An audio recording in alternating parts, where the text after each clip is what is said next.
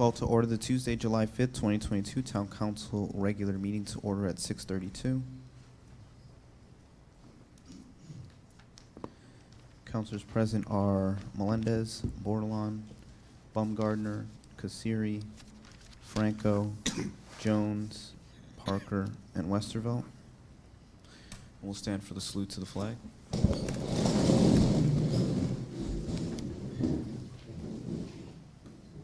I pledge allegiance to the flag of the United States of America and to the republic for which it stands, one nation, under God, indivisible, with liberty and justice for all.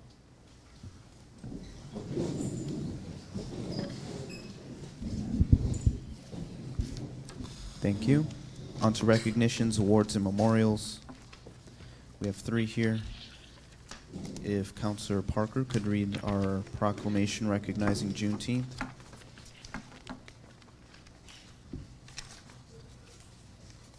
Proclamation recognizing Juneteenth, whereas on June 19, 1865, Union Army General Gordon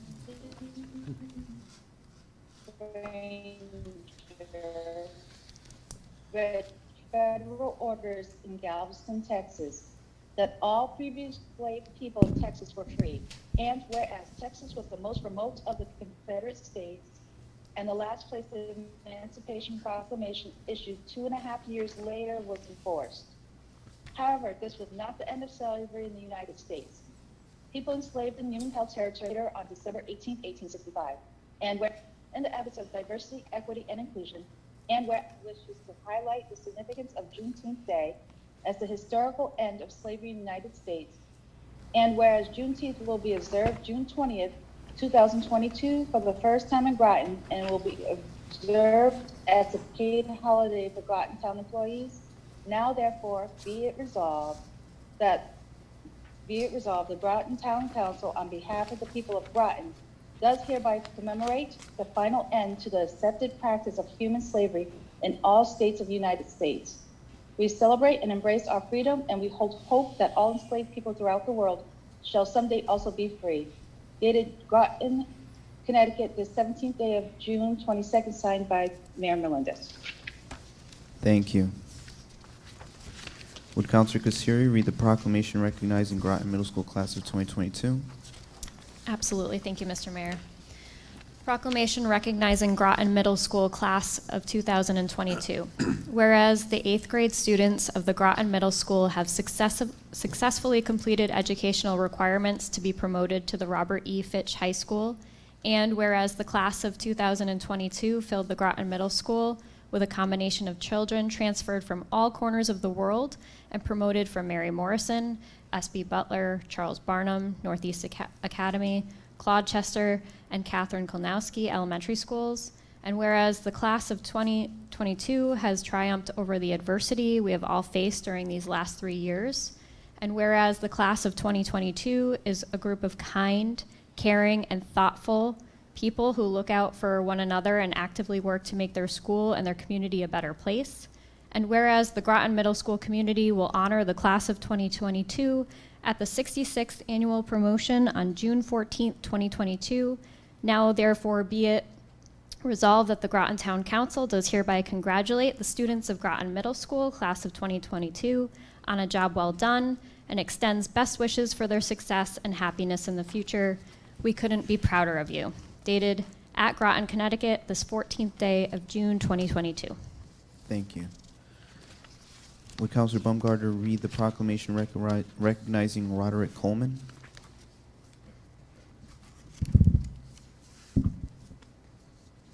Yes. Proclamation honoring Rod Coleman.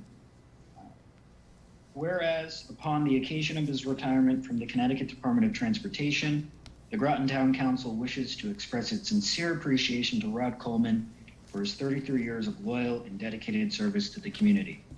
And whereas Rod has long roots in the area coming from a military family, with his father being in the United States Navy station in Groton when Rod was a child, and whereas upon first seeing the Mystic River Bascule Bridge open as a child, he proclaimed his intent to have that job in the future, and whereas Rod eventually fulfilled his childhood goal by joining the Connecticut Department of Transportation and becoming the bridge tender for the Mystic River Bascule Bridge. And whereas the position of bridge tender plays a critical role in keeping our residents and visitors to Mystic safe both on land and in the water, and whereas on June 30th, 2022, Rod Coleman will raise and lower the bridge for its final time upon the occasion of its retirement, and whereas Rod's diligence to his job will be missed by the community now, therefore be it resolved that the Groton Town Council of the Town of Groton, on behalf of the citizens of Groton, extends to Rod Coleman a heartfelt thank you for a job well done and best wishes for the happiest of retirements. Dated at Groton, Connecticut, this 30th day of June 2022, signed by Mayor Juan Melendez Jr. Thank you. We have no public hearings, so on to receipt of citizens' petitions, comments, and concerns. Receipt of citizens' petitions is the portion of the council meeting where the council welcomes comments from citizens to address the council. Please sign the sheet on the table at the front of the meeting room. When you are recognized by the mayor, please approach the podium, clearly state your name and address, and speak into the microphone. Each presentation should be limited to 5 minutes or less, and citizens should, if possible, submit written comments.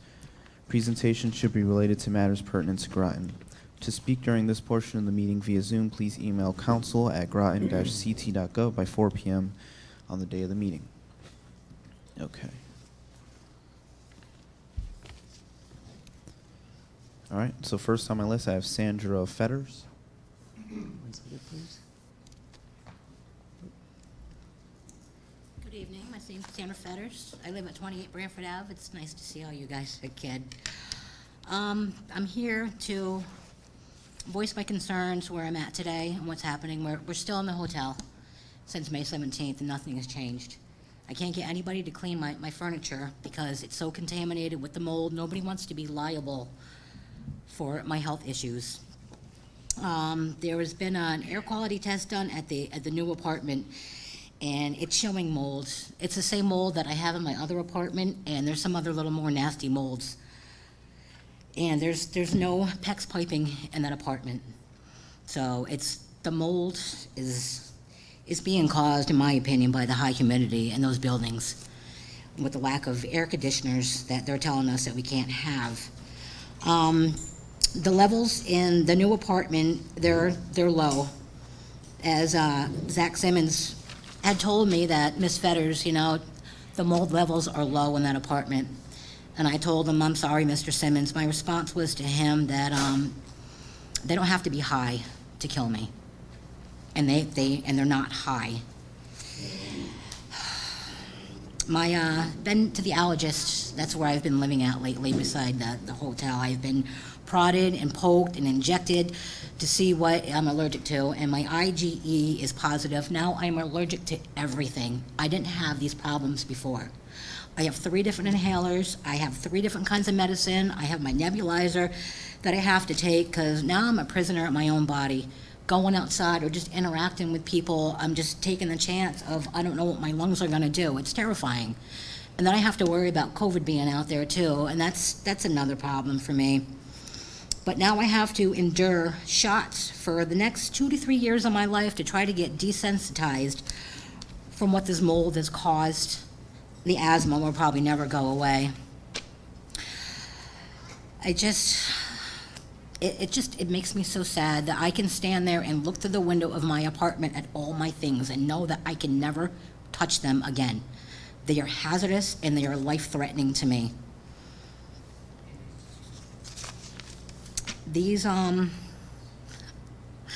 I'm paying for an apartment I can't live in. They took everything away from me, my belongings, my life, everything is gone in that apartment. That place is not, I'm looking for the words. I'm just so overwhelmed with everything and just what we've been going through, but the apartments, all of them, in that housing development is unfit to live in. It's unhealthy. The qualities within that apartment are dangerous and they're hazardous to everyday people From living in there for the last 7 years, breathing this stuff in, it's become hazardous and life-threatening to me.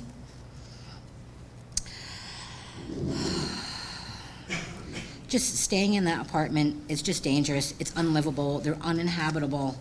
And after the hotel, if Brantford decides to stop paying, I'm homeless now, and I have nothing left. I am left with nothing. I have 2 kids with medical. I have my animals, and my last couple of animals, they died on us from respiratory. And it's just too late to repair that damage that these guys have caused us. That new apartment is very concerning. I'm gonna get put right back in the same situation that I left. It's the same hazardous health issues. I will slowly suffocate to death in that new apartment again. There's no PEX piping in there.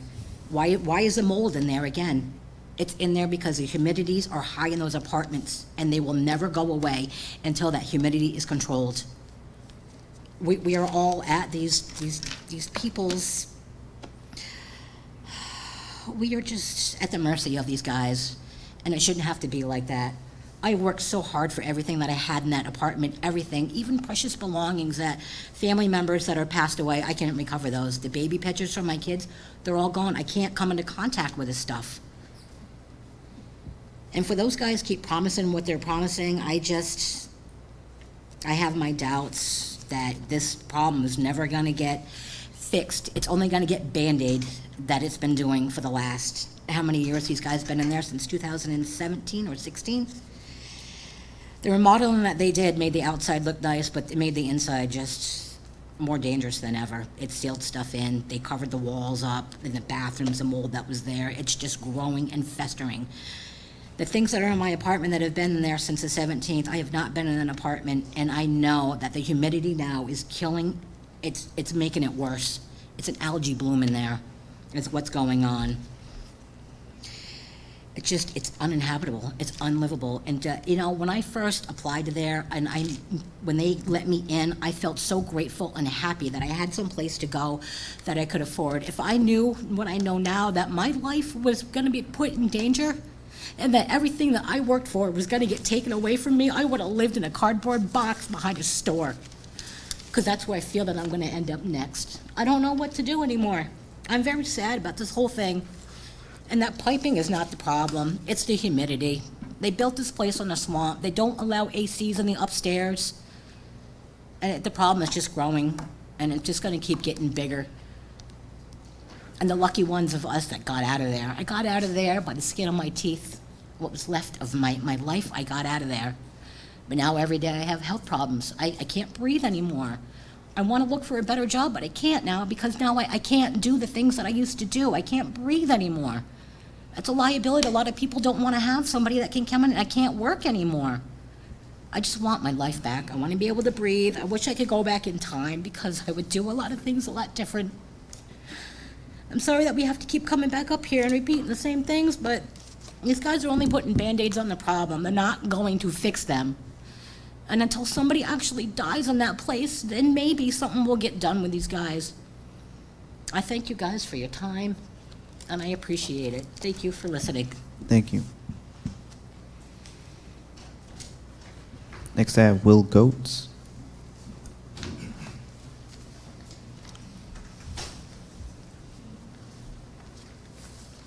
Hi. It's actually pronounced Getz. And Will Getz of 45 Pearl Street in Mystic.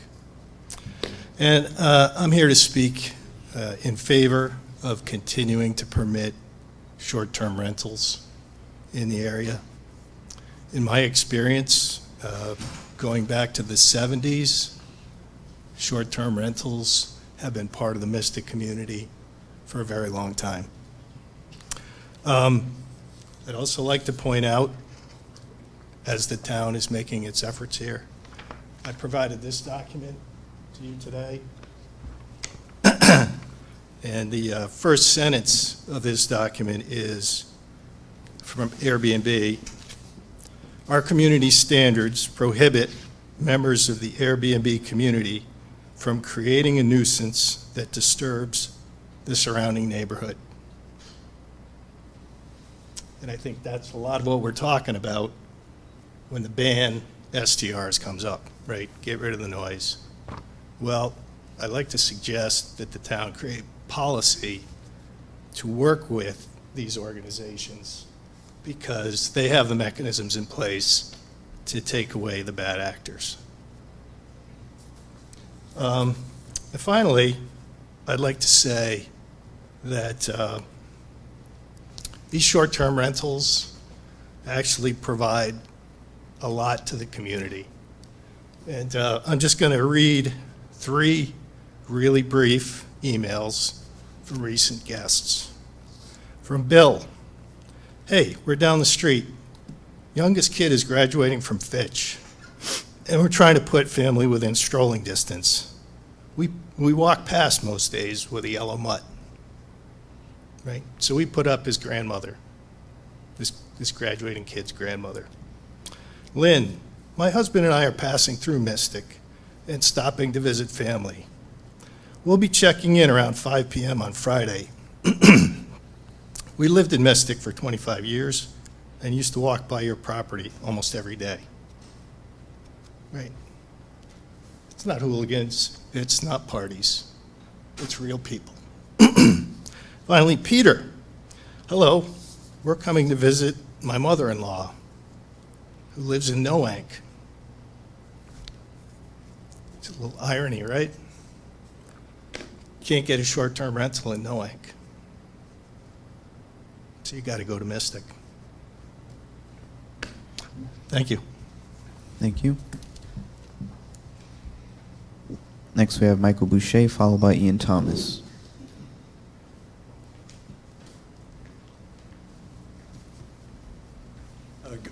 Good evening, and thank you for your time. Mike Boucher, 16 Hillside Avenue. A concern on what has been reported as to the deplorable conditions of apartments and basement areas for the tenants of Brantford Manor. The following was gathered from the day paper articles of 2017. Related Affordable, a subsidiary of related companies in New York City, is working with the Groton Housing Authority to create a for-profit limited partnership that would invest $18.5 million in the housing complex. The renovations should cost about $42,000 per unit, include new kitchens, bathrooms, lighting, windows, and energy-efficient appliances. The company will also repair asphalt, install new siding, upgrade exterior lighting, and security systems. The company plans to build a new community building with multi-purpose rooms, children's play area, small kitchen, and meeting rooms. A fitness area, police substation would be located in a different building of the development. Constructions would start this summer, back in 2017, and finish in the fourth quarter of 2018. The Town Council will send a letter to the Connecticut Housing Authority supporting the developer's request for tax credit financing to purchase and upgrade Brantford Manor. Brantford Manor was most recently appraised at $19 million as of October 2016 of the grand list. But the purchase price is expected to be much higher, around $50 million, because it includes the purchase of low-income housing tax credits. The Town Council later approved a rate stabilization agreement with Related Affordable. Has the Town Council or town staff followed up on the tax stabilization agreement with the Connecticut Housing Authority that's financing tax credits, or the Groton Housing Authority, to ensure that all these promises to our Brantford Manor friends, families, and neighbors are kept? Our Groton families deserve better when millions fill the pockets of developers. Town staff needs to step up. On another matter, which hasn't been resolved yet, in early April of this year, I communicated with Deborah Jones about the zoning interpretation of data centers being like telecommunication facilities. On April 4th, I received an email from Deborah with an attached letter from Peter to GotSpace President Thomas Quinn, stating he had reviewed the conceptual plans of the data center and determined that it could be considered a telecommunications facility. On April 6th, I emailed Deborah asking, how could I get a copy of these conceptual plans? She referred me back to Peter. Peter informed me that there were no plans submitted for determination. After that, I filed an FOI focusing on Peter and data centers. Finally, in this month, on June 23rd, I received 3 emails from my response.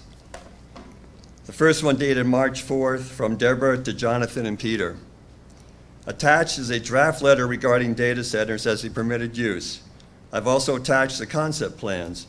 I don't think Pete has seen them, and I referenced them in the draft. Feel free to make changes. Then from John to Deb and Peter on March 5th. Please review this first thing Monday morning, and if you agree, finalize the letter Monday morning for distribution. We need to get this letter wrapped up ASAP. This is incredibly high priority. Please let Deborah and me know if you have any questions. Peter wrote back saying to Jonathan and Deborah, I talked briefly with Deb on this on Thursday. I do not have an issue on calling at a telecommunications center. Sounds fine. I can have Linda finalize it today. I would like in the future to have a few days to review items that planning has before them if they need a determination from me on usage. Obviously, Thursday wasn't the first time this was discussed in town, but it was the first time I heard of it. Especially if this is an item that's getting high priority, I would like to have known prior to Thursday. I still don't have a copy of the conceptual plan, and this looks like an extremely poorly handled zoning interpretation on an extremely important issue, hastily performed with little time, thought, or information. I intend on filing more FOIs to get to the bottom of this. And as of this point, I have very little faith in our town staff, and that includes the town attorney. And I wish I had more time to talk about STRs, but I'm going to throw this in. Short-term rentals are nothing more than commercial mini hotels operating in residential neighborhoods illegally. Town staff cannot continue to ignore the situation, and it needs to be looked at, and something needs to be done. Thank you for your time. Thank you.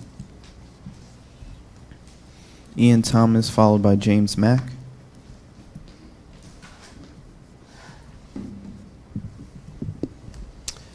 Ian Thomas, 24 Jefferson Drive.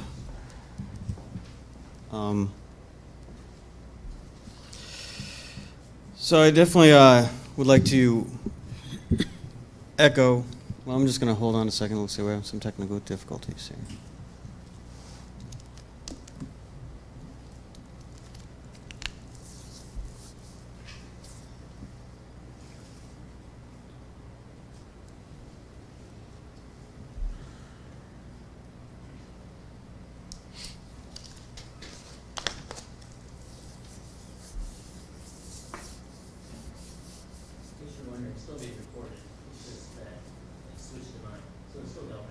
Okay.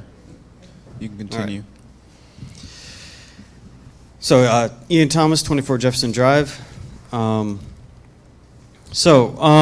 like to echo the sentiments spoken by Mike Boucher. Definitely share his concerns, and we look forward to seeing those documents brought forward. In regards to the Brantford Manor situation, I also am an RTM member, District 3, and actually just recently redistricted to District 2. So while I am D3, I also am concerned with D2, which is all the city. On May 10th in 2016, at a Groton Town and City Council meeting, Related Affordable President Matt Finkel and Senior Vice President David Pearson announced that Related Affordable was intending to purchase Brantford Manor. Finkel and Pearson advised the councilors and the public that the property known as Brantford Manor needed substantial renovation and that Related Affordable was committing to investing millions of dollars to renovate the units and undertake major system replacements. Finkel stated that Related Affordable focused on rehabilitation of subsidized housing developments like Brantford Manor. Finkel promised a dramatic rehabilitation of Brantford Manor. Pearson told the councilors and the public that Brantford Manor was in need of substantial renovation, and that the mission of Related Affordable was to be a long-term owner, be part of the community, improve the lives of the residents, and integrate the property into surrounding communities. Finkel stated that the improvements he intended to make would immeasurably improve the residents' lives, which he said could not be quantified. Finkel and Pearson asked the town to approve, through Groton Housing Authority, tax-exempt bonds in the amount of $50 million. So the money could be in turn lent to Related Affordable and various for-profit companies. Finkel stated that 1/3 of the loan would be used to renovate Brantford Manor, and to the tune of about $18.5 million. Despite the promises made to the residents of Brantford Manor, as well as to the public officials, elected representatives, and citizens of the town and city of Groton, Brantford Manor remains riddled with defects and hazardous conditions. Management continues to ignore legitimate requests for repairs and makes the most superficial of fixes, which have done nothing to make the residencies habitable. The conditions have worsened to the point that they are unsafe, unsanitary, unlivable. HUD projects that there are 901 current health and safety violations on the premises of 442 units. So that's roughly about 2 per unit. Since the defendants have owned and managed the property, HUD has in fact downgraded the property's score. The defendants have made living conditions have made living conditions at the property objectively worse since they purchased and started managing it. In spite of this, the defendants will only be liable to pay 47% of the overall tax liability of $911,793.51, a discount of $480,850. Pursuant to the agreement titled Real Property Tax Incentive Agreement for the Improvement and Operation of a Low-Income Subsidized Rental Housing Complex. I will forward this email along to the full council. I did email last Friday to the town manager and the city mayor looking for documentation that should have been provided as per the agreement on how that $18.5 million was spent in particular detail. Because I think we as a public, our public money is going to support this, we have a right to know. So I would encourage you all to look for that email and follow up with your own inquiries. Thank you. Thank you. James Mack, followed by Jason Bartlett.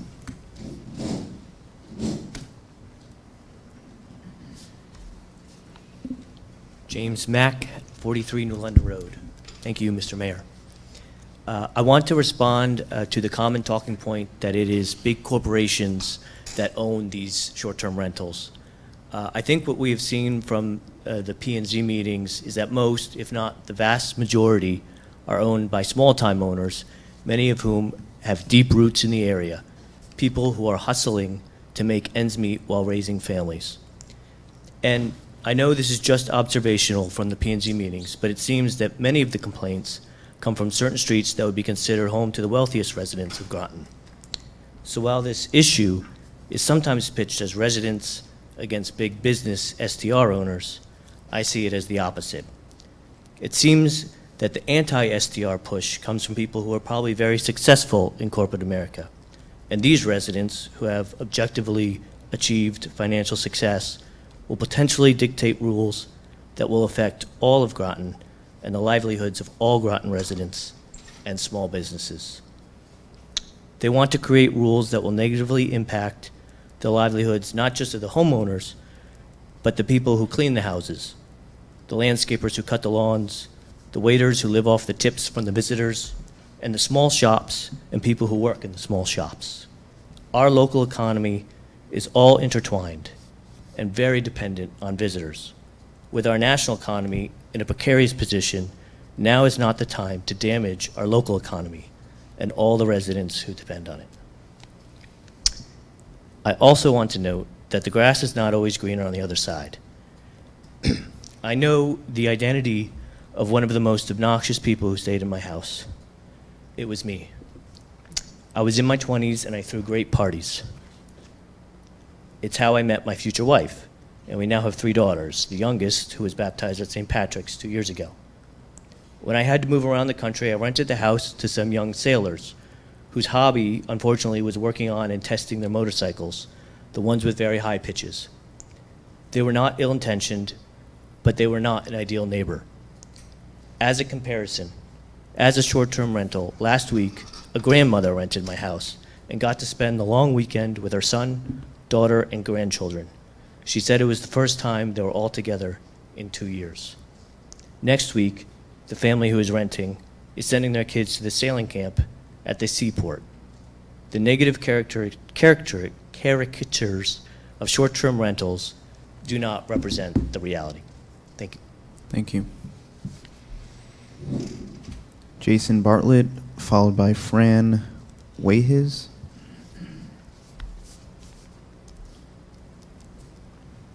Hi, Jason Bartlett, 30 Denison. I'm an SDR host in 2 states. I've been doing it for over 2 years. And I did some research in the 2 years on the majority of my guests. And the majority of the guests were, I say about 80% of them were families getting together, like the previous gentleman was saying. A lot of them they lived in the area for many years, they moved out of state, and they want to get back together with their kids and their family for holidays, get-togethers, and just to get together. So I'm just speaking out in behalf of STR owners and people that want to guest, that want to rent, that there's not always bad tenants. Thank you. Thank you. Fran, followed by Tyler Hespler.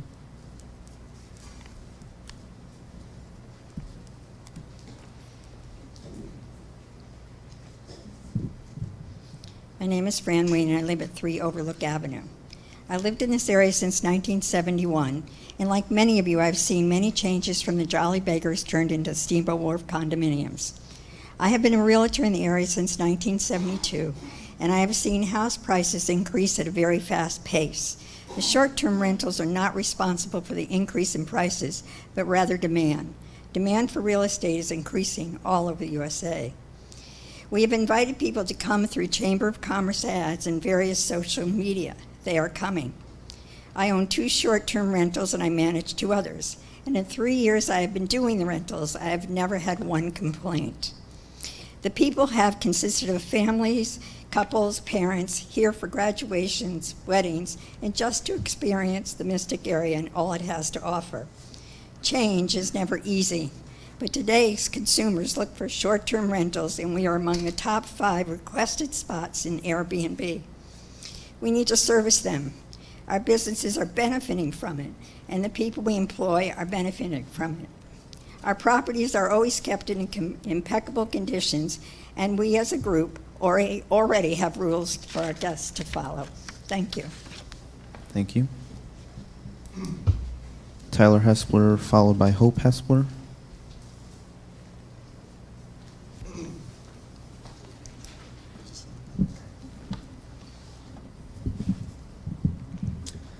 Good evening, Tyler Hespler, 29 Route 27 in Mystic. My wife and I bought our first home in 2018 with no intention of renting it out on Airbnb, but it was a pretty big fixer-upper for us. We spent all of our money buying the house, so we had to dedicate our weekends and our evenings to fixing it up, painting, drywalling, finishing the floors, redoing a kitchen, as a bonus replacing an entire septic system, which we didn't expect to have to do.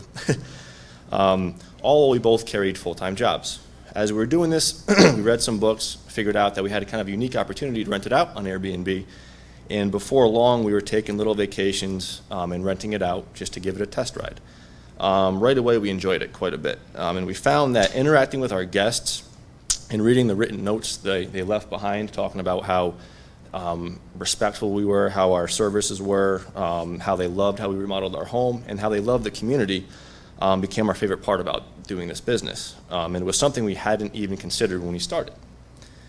The stigma, and something you'll hear later on tonight, is that short-term rental owners are printing money off of this, and it's simply not the case. They want you to believe that we're making a ton of money with no regard for this town. As a short-term rental owner, we have the typical fees you'll see with rental properties, which include taxes, mortgage, insurance, water, sewer, some utilities, repairs, and capital expenditures. What a lot of people forget about is that short-term rental owners, we have to pay a lot of expenses that typical long-term tenants will pay. That includes, in addition, electricity, cable, internet, heating oil, house cleaners, lawn care, snow removal, a much higher vacancy rate, and these properties are very seasonal, so they cool off in the winter. There's also a lot more time-consuming with long-term rentals.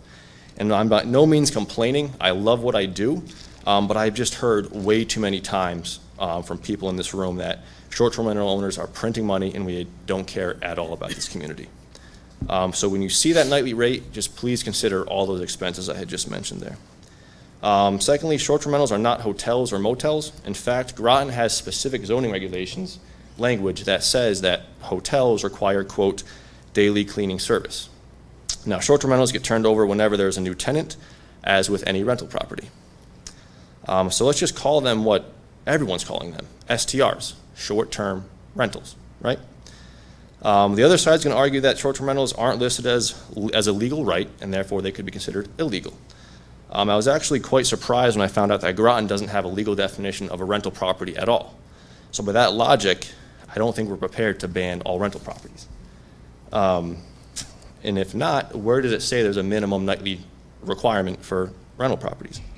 Now, keeping everything I just said in mind, Groton did a massive 96-page amendment to their zoning regulations in August of 2021, last year.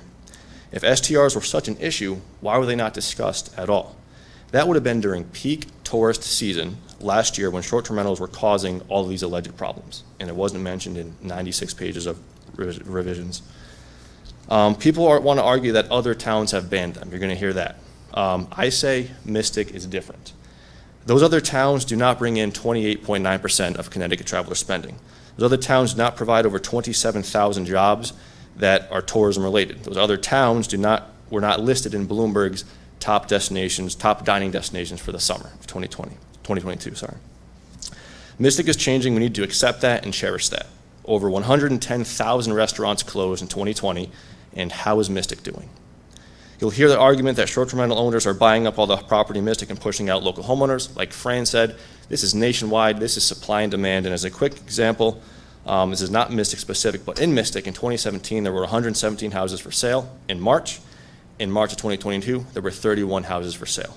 It's a massive drop in supply that's gonna cause prices to skyrocket. You can find all of our sources at mystichostassociation.com. That's mystichostassociation.com. Please spend some time on the sources page. We've spent weeks and weeks and weeks coming up with content and news articles and facts and statistics. In conclusion, I'm against banning, over-regulating, or enforcing a owner occupancy requirement. There are many things to consider here, but I hope after tonight's meeting, you'll be able to see the other side of short-term rentals. Please consider the full impact taking these properties away from people like myself will have and others like me. The town of Groton has allowed this to happen for a very long time, and because it's been allowed, a lot of people have become reliant on this income. Taking short-term rentals away from the people who have worked so hard to earn them is unnecessary, unfair, and it'll be nothing short of destroying the American dream. Thank you. Thank you. Hope Hespler, followed by Leanne Hespler. Hello, Hope Hespler. I live at 29 Route 27 in Mystic. My neighbor's an abandoned house. It's overgrown in the summer, covered in leaves in the fall, neglected in the winter. The siding's falling off, so my point is you can't choose your neighbor. Most STRs are owned by honest local individuals that truly have the best interest in our town and are here, and they live here themselves. Some are single mothers trying to get by, some are using it as means to retire, and some have goals and want to create a great life for their family and their future. We're hosts because we love to share our town. We provide a safe space for families to visit. Recently, we provided our house at a significant discount to the Make-A-Wish Foundation for a little girl who wanted to visit the aquarium. Without short-term rentals, she wouldn't have been able to come here. Since day one, we have made a stand that no one should live next to a party house. My husband's asked and stated to zoning officials, instead of trying to ban us, you are looking at a group of short-term rental owners who have the knowledge, experience, and expertise on how to run these properties properly. So please ask us for help instead of banning us. I own 2 properties, I oversee 2 others. None of these properties are owner occupied. In today's world, there's absolutely no need to have an owner occupancy requirement. We've been doing this for almost 4 years. We've had hundreds of guests, not have we ever had a complaint from a neighbor. The reason is because we're very responsible with what we do. We take these properties seriously. We have pride in what we do. We've reached out and given our business cards to people who have made complaints at planning and zoning meetings and people that we've met along the way. We've never heard back. We've asked police officers if they have a lot of vacation rental calls. No one can provide us with any information. We truly wonder if there's even a problem at all, since no one can give us an address of a so-called party house in the area, or show us a citation of a house that's a constant issue. No one gets more upset about short-term rentals causing issues than the responsible hosts themselves. We are now the ones having to spend our time and money to defend ourselves and fight for our property rights. In an effort to keep this brief, not all Mystic Host Association members attended this meeting, but please know that there is a group of about 41 responsible STR owners who would be turned upside down if these properties were banned or only owner occupied allowed. And just stating for the record, I am in complete support of short-term rentals in the Groton and Mystic area. Thank you. Thank you. Leanne Hespler, followed by John Hespler.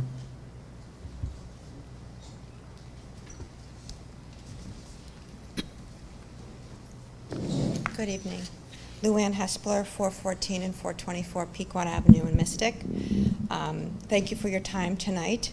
I wanted to bring a couple points after spending the last several months at multiple meetings for the town. Just understand that my husband and I spent some time in Mystic Village at the start of this process, sharing with the shop owners, the merchants, the workers, what was going on in the town as far as the topic of banning STRs. No one, even in downtown Mystic or the village, was familiar with this and was aware that this was even of discussion and was going on. They were all vehemently against shutting down any of the STRs or regulating them in any way. They all felt this would be very detrimental to their business and their livelihoods. They each asked individually what were the issues, what were the problems that STRs were having. And I did not know specifics at the time. And again, having been to multiple meetings over the last several months with the town, we have all asked for what these issues are.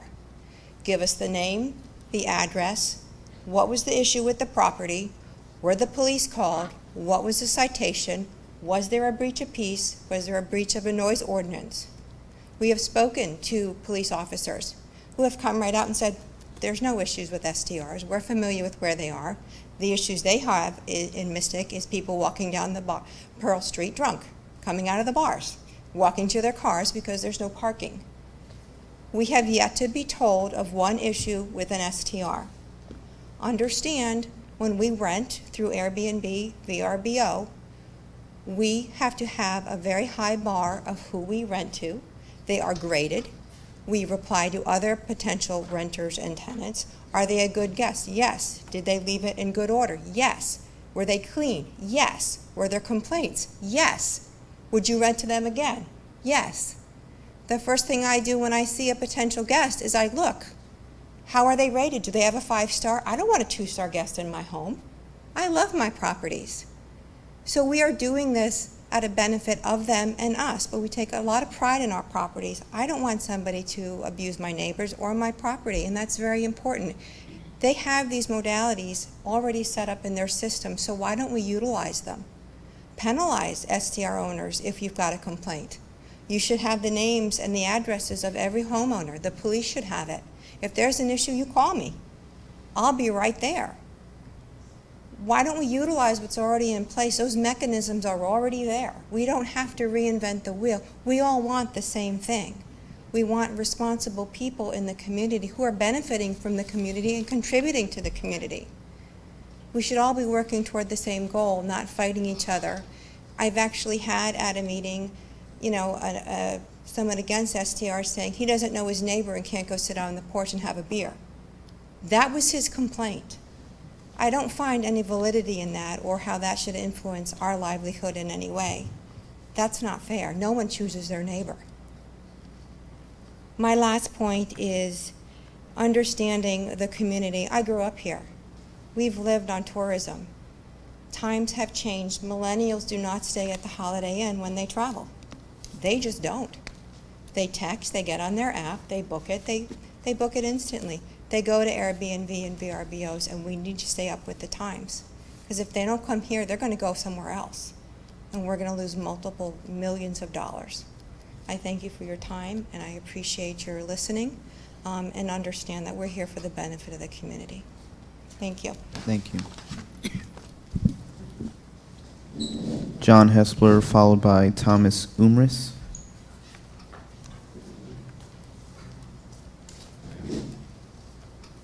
I'm John Hespler. My wife is Luann, and that was tough to beat. We turned a dilapidated shack into a beautiful cottage for people to take their families and spend quality time with them. We increased the value of Mystic and Pequot Avenue. At one of the last meetings, I believe his name is Mr. Kane on the Planning and Zoning, who's vehemently is against STRs, came out and said that when he went on vacation, he stayed at Airbnbs. That says it all. STRs are very good for the economy and the economy. Thank you.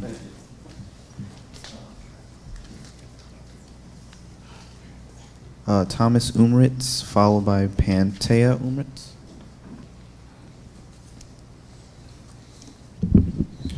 Good evening. Tom Umritz, 94 Yetta Road, Mystic. I want to thank the council for giving me the time to speak tonight. To say I truly care about this town and community would be an understatement. I take a lot of pride in where I live, as my family on both sides have very deep roots here. On my mom's side, my great-grandfather, John Ackley, was a potato farmer whose field spanned much across Groton in the mid-1900s, including currently where we are right now. On my dad's side, my grandmother Irene Whittle's family continues farming to this day, providing much of the community with some of the best corn, apples, and many other vegetables this area has to offer. When my grandfather returned home from World War II after bombarding the beaches in Normandy, he and my grandmother Irene, along with their 5 sons, started clearing a brush on their 16-acre property. They planted the first Christmas trees in the 60s and established Yetta Road Tree Farm as a business in 1974 and never looked back. Today, my father, wife, and I operate Yetta Road Tree Farm along with help from the community, a labor of love, my grandfather used to say. Across the street from our farm, a house had been neglected and unoccupied for 17 years. It was an eyesore with overgrown bushes, rotted siding, a crumbling chimney, and many other problems. In early 2020, we were able to buy that house, over the course of a year, renovate the full inside and outside. The neighbor of that house was so happy with what we had done, he offered to sell us his house before listing it last year. We then bought it, repaired it, cleaned up the yard, and now short-term rent both full-time. I have had 9 neighbors on the street stop and personally tell me how happy they were with what we've done and how it has improved the overall neighborhood. We haven't had any issues, not one, with guests or neighbors, as we have strict noise policy, and all of our neighbors have my number knowing that if there was any sort of issue, I could be contacted without hesitation. All of our guests are recommended to local events, restaurants, stores, tourist attractions, which greatly benefit the town economically. A person I know manages hotels in the state, many hotels in the state, and has informed me that hotel prices are going to be in the $300 to $400 ranges on average this summer, as more people are traveling this year than any years in the past. So short-term rentals complement hotels and simply offer an alternative place to stay for families visiting the area. When I travel, I take an Uber over a taxi because I'm able to put a face to the person picking me up and read reviews. I stay in short-term rentals over hotels for the same reason, to see the fine details of where I'm staying and read how other people's experiences were. And on the flip side, as owners, we're able to vet and only allow who we feel comfortable with to stay at our properties. I'm not here as a large corporation or someone from out of town whose sole purpose is to buy up and turn huge profits. I'm here as a responsible short-term rental owner, as the majority of us are, who cares about where we live and the people around us. Stiff regulations or an all-out ban on short-term rentals would not only hurt responsible owners, but would also have a huge negative impact on the local economy. We want to work towards a solution, but shutting them down is not the answer. Thank you for your time. Thank you. Pantea Umritz, followed by Roger Riley.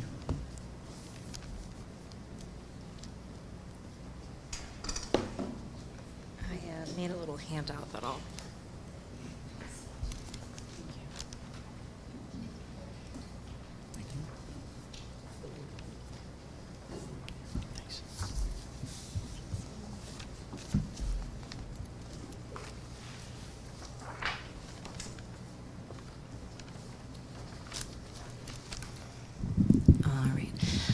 Thank you, Council, for being here and listening to us speak. I am Pantea Amras, 94 Yetter Road, here in support of short-term rentals. My husband Tom and I were one of the people that were interviewed by the private consulting firm that Groton had hired to do research on short-term rentals. And one of the first questions that was asked of us was, what regulations would we be open to? And our response was, we can't fix a problem if we don't know it exists. What is the problem? What is the goal? And then we can work backwards. Listening and attending multiple planning and zoning meetings, we've heard concerns from fellow citizens, business and residential neighborhoods, parking, noise, or disrupting the neighbors. But in that process, we also discovered how little information and understanding there is and how much misunderstanding and bias there is. AirDNA is a private company that does statistical analysis on short-term rentals. What you'll find in the first few pages is, as of today, according to AirDNA, there's 76 short-term rentals in 06340 in Groton, 325 short-term rentals in 06355, the Mystic area code, a combined total of 401 listings, of which 353 are entire home rentals, 49 are owner-occupied, so just about 12%. So of the 401 homes, how many noise citations have been issued? Neighbor complaints? Police reports? If any, I bet it's a small majority. So making decisions based on limited, biased information of the outliers would simply be misinformed. As my husband Tom mentioned, we help run a family tree farm, Yettero Tree Farm, and our rentals are literally right next door and across the street. We take a lot of pride in our home, in the farm, in the community, and we vet every guest. No one under 25 can make a reservation. We have strict quiet hours between 9 p.m. and 7 a.m. We abide by the Mystic Host Association's Code of Conduct, which is written on page 4. We abide by the Airbnb community standards, which is written on page 5. We have all of our neighbors' phone numbers, as do they have ours. We took a home, you can see in the following pages, that was infested with mice and termites. It had a failing chimney, a leaking roof, and we poured our heart into it. We made a conscientious decision that every single person that we hired was local. Every single item was local. And now we get to share our home with families. And I put a screenshot on page 9 of a family that recently sent a picture of their family at our home, all wearing Mystic Pizza shirts. The majority of our guests travel with dogs, and hotels don't fit their needs. We host families that are here on vacation, weddings, Coast Guard graduations.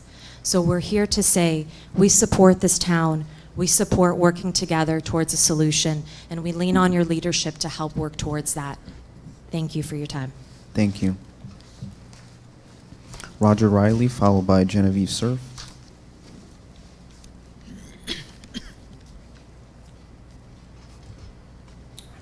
Good evening, councilors. My name is Roger Riley. I live at 260 Noank Road, West Mystic. And I have no prepared speeches here. I really wasn't going to talk at all. I was here to support another person who probably can speak more eloquently and does have handouts. But I can tell you this. My ancestors came to Mystic in 1856. There are 3 houses in this community, and I live in one of them, that have where Rileys have lived. I've lived in my house, which was my aunt and uncle's house, since 1973. They bought it in 70, I beg your pardon, in 80, no, I'm sorry, I'm a little nervous here. I shouldn't be, because I went to school at Fitch. I taught in the Stonington school system, high school. My wife, and retired. My wife taught in the Groton school system. So I have a lot invested here. Certainly, if that weighs at all in this discussion. I don't have a short-term rental in my house, but I am well aware that when I was a kid, living pretty much where I live now, there were renters and there were rentals. but the owners lived in those houses. Now I'm aware that owners do not necessarily live in those houses or even near those houses. So they really don't know what's going on in those houses. Notwithstanding, I just want to say that when you start to consider creating businesses without any regulation, you are asking for trouble. I mean, that's just common sense. So there has to be some kind of regulations forthcoming on these short-term rentals. I recognize that putting people up in Mystic for a short-term vacation is important. And I'm not about to turn Mystic back to the way it was in 1858. Mystic had a combined population then of about 1,500. And I could walk to the store. I can't do that now. My father went to a little school in West Mystic that is next to Mystic Market West. So things change. I understand that. And the traffic in front of my house going down to Groton Long Point in the summer is horrendous. But I still love living where I live. I'm on a little backwater of the Mystic River. And I have to fight every time I get my tax that I don't live in Groton Long Point and I don't have a view. No, I'm looking at the backside of Amtrak. But what I do object to is people who will tell you that they are responsible business owners of small short-term rental properties, and maybe they are. But they don't live there full-time, 24 hours a day. And any noise problem that might come up is usually gone by the time the police come. Just as I can't stop the motorcycles that go up and down my street. And I live 14 feet off that road. So I guess I want to sum this up by saying, please consider some modification of the Wild West situation that now presents itself in Mystic. I heard statistics that say there are almost 350, or maybe it's more, short-term rentals in Mystic right now, as opposed to 60 in the rest of Groton. That seems a little overweighted in favor of Mystic as an attractive place. But God forbid we ever have to run an ambulance or a fire truck down Water Street from the other side of the river in Stonington down to my house, because now it's basically one way. That has nothing to do with short-term rentals. One way because you've got tractor-trailer trucks there in restaurants that are supplying the restaurants, and people walking across where they're not using the crosswalks. I understand Mystic has to change, but just to have regulations in place, and there are regulations in place for jaywalking and when businesses can receive product. But they seem to be either not, and they're not paid attention to. And I hope you pay attention to the fact that there are those of us who live in Mystic, who love Mystic, and really are trying to slow down progress, if that's what this is. Thank you very much. Thank you. Genevieve Cerf, followed by John Goodrich.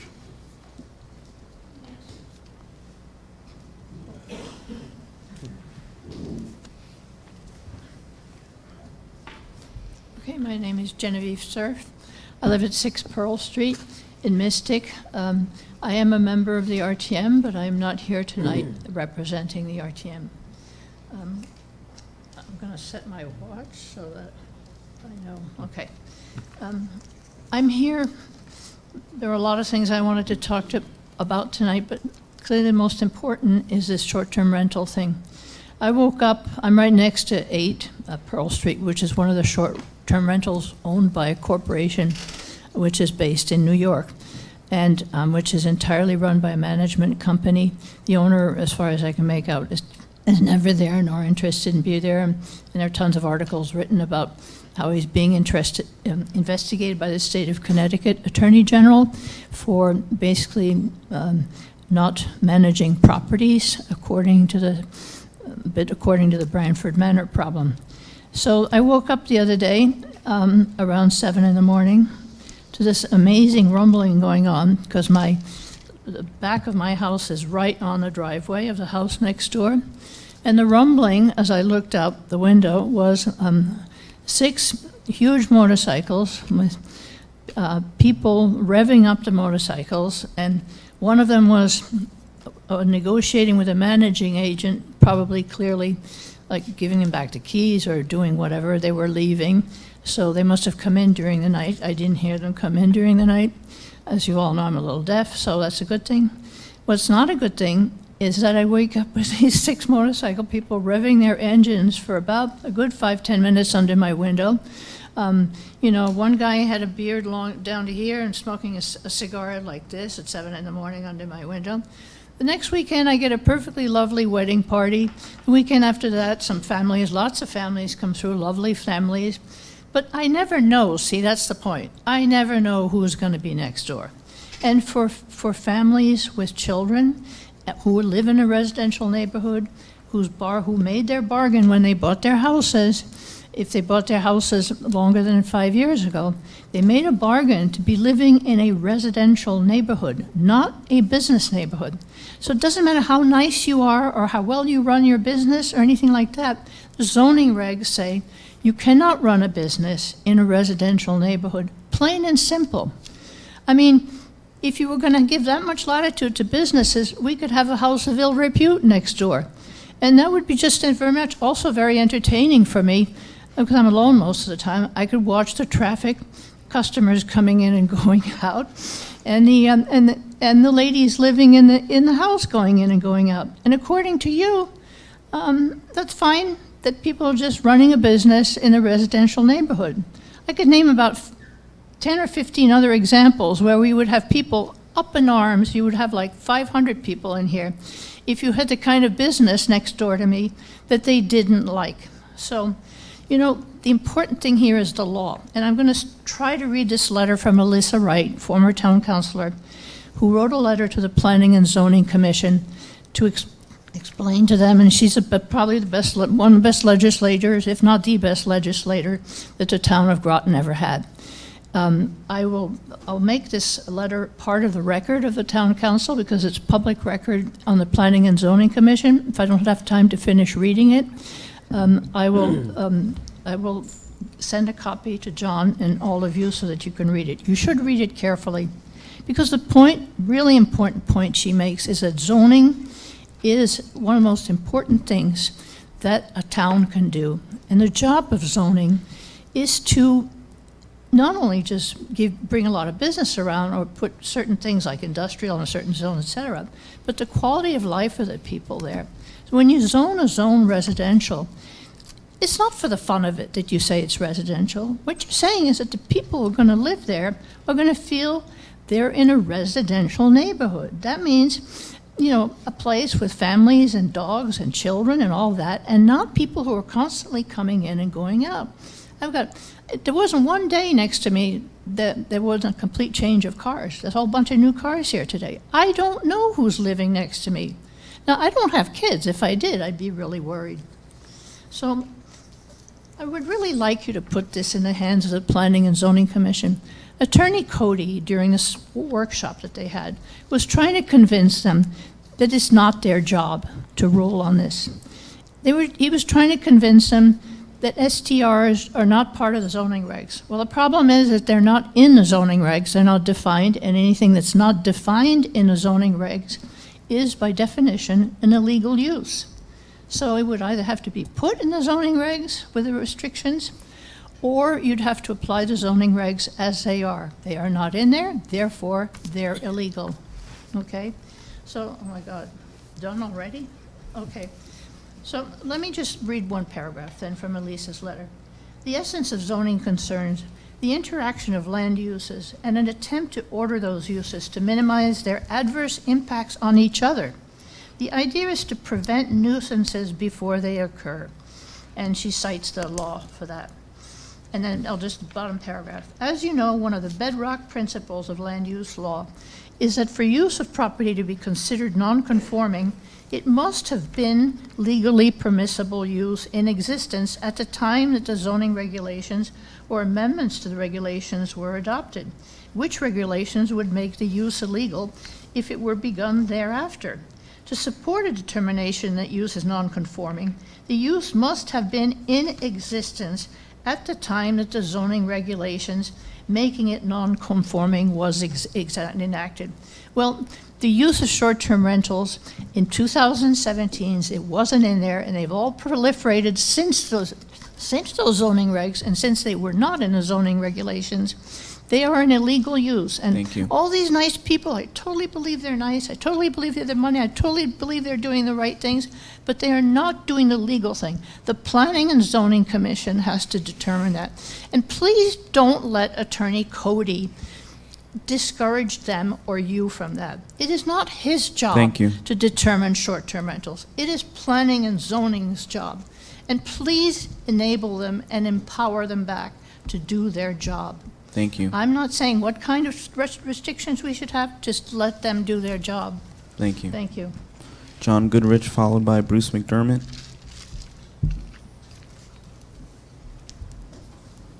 Good evening, ladies and gentlemen. John Goodrich, 1315 River Road. So two subjects I want to talk about tonight. I had more when I came up, but I've been sort of changing as I'm listening to everybody. First of all, Park Place. I know you guys talked about it at the last meeting. I'd like to thank Councilor Westervelt, who I know has been out there multiple times to look at it. Councilor Bordelon, thank you as well. I know our town clerk was out there. For those of you that have not gone out there, I would please ask you to go look at it. You have severe, people are encroaching on the town right away severely and not allowing people to park there. That coastal access is a state right, and I think not to defend it just sends a really bad precedent. If we're just going to let people take land over, there's a beautiful town green in front of my house I can annex. I'll put a fence up tomorrow and take it if that's what the town's allowing. I say that in jest. Anyhow, so moving on, short-term rentals. You know, it's funny. I see a lot of people here tonight that I know. Some of them are friends, some of them are neighbors. They're all residents of the town. And frankly, they're on both sides of the issue, pro and against. One thing I will say is they're all good people on both sides. And I can't speak for every short-term rental owner, but those people that I know that are here tonight are good people. Many of them are my neighbors, actually. And I've seen them take historic homes, fix them up, save homes that probably otherwise would not have been saved. So all I'm trying to say is please look into this deeply. One thing that I think benefits the town, and I can say this definitively, is both sides share one thing in common. And by the way, I'm speaking for myself. I'm not speaking for Mystic hosts or the people against. This is just John talking here.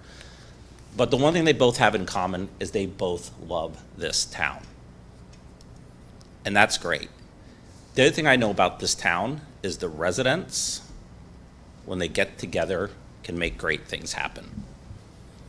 Not here to hurt anybody's feelings. There's a group that scares the heck out of me. That's sitting right here. So let's look at it. Let's look at the Mystic Oral School, for example. Had it not been for Councilor Westervelt, Bordelon, and Bumgardner, as you guys saw in your letter from the town or the state archaeologist, you guys were going to let them pave over an area with significant Native American artifacts under that ground. Didn't care. Let's go. Let's just let some crook from New York build on it. Data centers. Again, for those of you that did not stand up against them, we'd have another crook building data centers, polluting our environment. But when we get our residents together, they can do the right thing. So I want you guys to listen to the residents. I've kind of struggled on this. I'm not going to mention a name. If this person wants to do the right thing and say who they are, that's fine. But one of the counselors contacted the head of the Republican Party on June 18th asking that we target the Planning and Zoning Commission to get people off that would not support short-term rentals. Tell I'm really angry about it. We have a process in this town We have boards and commissions, it's checks and balances. Everybody checks and balances the other side. Not only is it wrong, the other thing is doing that, getting that out in the public would destroy the chances of the short-term rental owners, because it would look like they were up to no good, and they're not. So I would caution counselors that before they go out and act unilaterally, they think of the people that they're gonna hurt. What I will say on the record, so the public knows, I'm the vice chair of the Republican Party, and I'm in charge of all the recruitment. The Republican Party will never work with anybody to target any board and commission in this town. If somebody's qualified, if they pass our sniff test, they'll be put up to the, your committee, and if you guys vote on them, you vote on them. But please understand, I will watch this very carefully, and if I think that's going on, I'll be the first to raise my hand publicly. Thank you for your time. Thank you. Bruce McDermott, followed by Marie Thomas.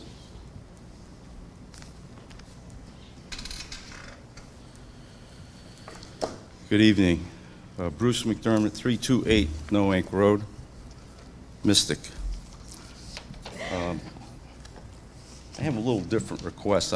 I have had some correspondence with the mayor, and I know that you guys are going to put together some sort of a get-together with the P&Z people, the commissioners at some point, and discuss Horsley Witten's consultant report and come back and give a recommendation on what to do. But that hasn't happened, and I'd like to make a request that you actually put together a motion that within 30 days you do that and come back and provide a recommendation for us. I think it's time. I think it needs to be done. And so I make that request that you do that.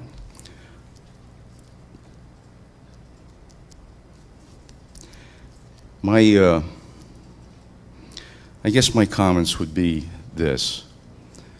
I want to read to you the purpose, authority, and application of what our zoning is here in town.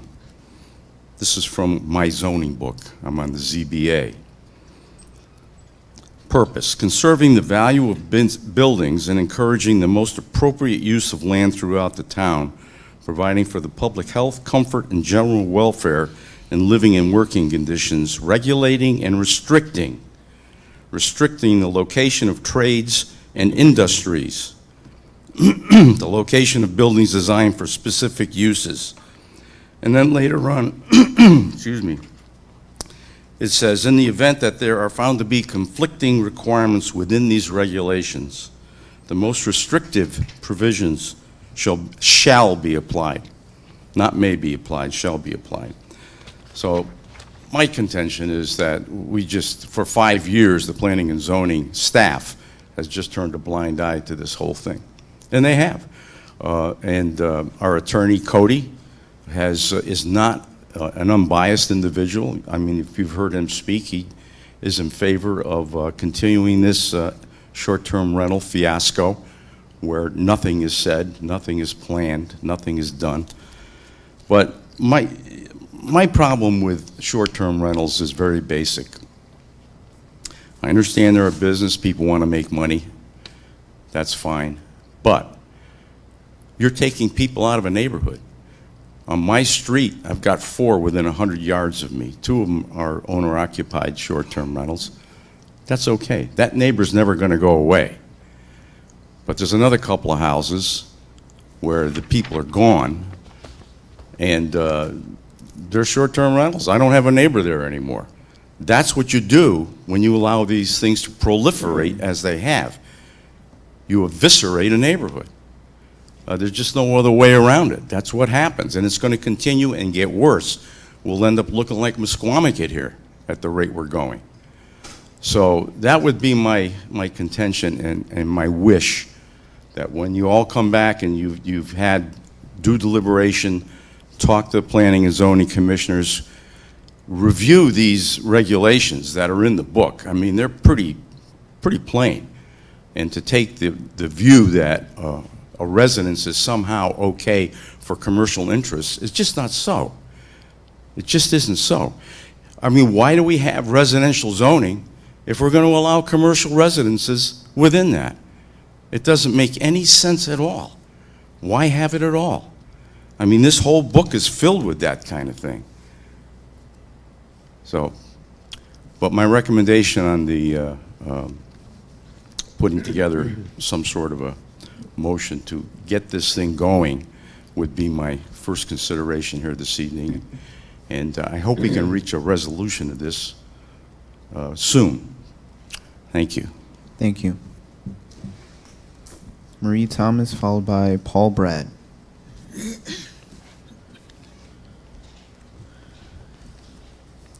Hello. This is my first meeting, so it's very nice to meet all of you. I am a resident of 13 Mistuxik Avenue, which is a 3-unit multifamily in downtown Mystic, and my parents live at 66 Ward Avenue in Noank Village. We have been, we love the town of Mystic. We've been here for many years. We have uncles and aunts and cousins and families who are here. I am now a landlord and a short-term rental host. And I know that every time I have a guest staying at my property, it's a little bit nerve-wracking because you want to make sure that you provide the best experiences possible. Like many of the other fellow people here who have spoke, I take very much pride in my property and making sure that it has curb appeal and it has charm and it has a little bit of everything that Mystic has to offer. I provide a guidebook.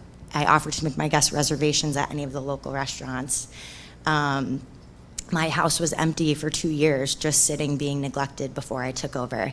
And I now know Brad and Katie next door. They have my phone number, and they're aware of the rentals that I do. I have Annie next door to me on the other side, and then Beth and Wayne across the street. It's very much a collaborative neighborhood. We all know each other on a first-name friendly basis. I think when you look at Mystic nowadays, you have been in the newspapers with Esquire, New York Post, the CT Insider, thousands of articles being written about Mystic as one of the top tourist destinations, one of the top weekend getaways. So you have a number of different people now coming here to check out the food scene, which is really exciting for us. It's exciting for the Mystic Village. It's exciting for all of the restaurants and the local business owners. I would not consider my property to be a business. Every dollar basically that I make from Airbnb goes right back into my property, whether it's to buy an $80 gallon of Benjamin Moore paint or to buy more joint compound to fix something in the house. My family and I have done all of the labor ourselves, and when we've got it, it needed a lot of TLC. And it's starting to have that now. It's taking time, but it's definitely in a much better place than it was before. So I hope, I don't think that this argument is black or white. I'm actually really happy that someone brought the Airbnb data, because I think that that's really important to make decisions with transparency. I understand both sides of the opinion.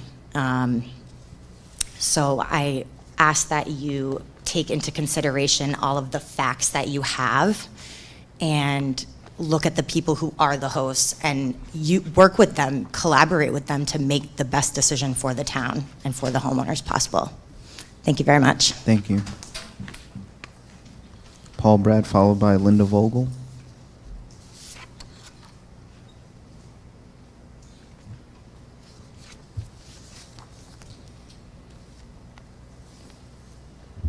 Hi, good evening, everyone. I'm Paul Beat. I live at 7 Borough Street in Mystic with my wife and my 3 boys. My wife and I have been residents of Mystic for over 30 years. And we bought our second home when we were thinking about retirement. We bought our second home in Mystic because we were hoping to stay here and not move. And we thought that the income from the second home would help to provide, a source of income for retirement, and that's how we ended up with our house on 275 Noank Road. Prior to purchasing that house, we did call the town hall and we asked them if there was any regulation as far as short-term rentals are concerned, and they said no, there were not. So we bought the house and we currently rent it out as a short-term rental, and we're actually one of Bruce's neighbors who's but we don't live in the house. We have our other house over by the Mystic Noank Library. I am in favor of short-term rentals because we have one, but I'm also not in favor of short-term rentals without some type of regulation. I think regulation is important. The regulation, or some of the things that I'm in favor of, is some type of a registration process, because that will give people awareness of where are the short-term rentals, how many there are, and if you decide to have a cap on the number of them, I think that you need to have that information. It's hard to go through a website like AirDNA, because you can rent out rooms, you can rent out the entire house. If you rent out individual rooms and an entire house, that could be 5 listings, right? So when the number of 355 or whatever the number was, it could be artificially inflated. And that, also keep in mind that 06355, which is where the 355 are, some of it is Stonington, some of it is Groton. So just to keep all that in mind, if you want to know where the rentals are, I think that having some type of a registration process and a fee is a good idea for the future. I also think that there should be a noise ordinance, but not just for short-term rentals. I think that there should be a noise ordinance for the town in general. My wife and I, we have been going on a reconnaissance, because we do listen to the neighbors who say that the short-term rentals are noisy, that there's parking issues, that there's garbage issues, that there's parties. And so we'll hop on the scooters, especially on Friday and Saturday night, and we'll drive around. We know where all the short-term rentals are because we're on the website. And so we'll go through and we'll look and we'll see where are the parties, and we don't find them. Parking is an issue, but not overnight parking. The town clears out and people go to their either a hotel, but parking is not an issue downtown. Not on Pearl Street, not on Gravel Street, not overnight. But like I said, the noise that does come from the downtown area on Pearl Street and on Gravel Street, it's coming from the bars, right? The bars are loud, they've gotten bigger, and so there's a lot of kids that are down there, and they can get loud. And so I think that if there is a noise ordinance, I think it's a great idea, but I think it should be for everybody. I talked about the parking, and I talked about the survey on the scooters. We love Mystic, and we want to do the best thing for Mystic.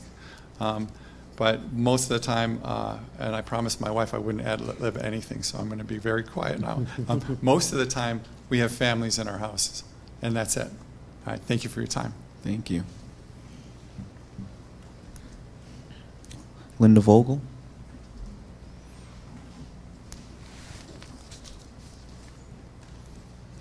Hello again. I've been here before. Linda Vogel, 358 Pequot Avenue, Mystic. And I'm going to be very brief.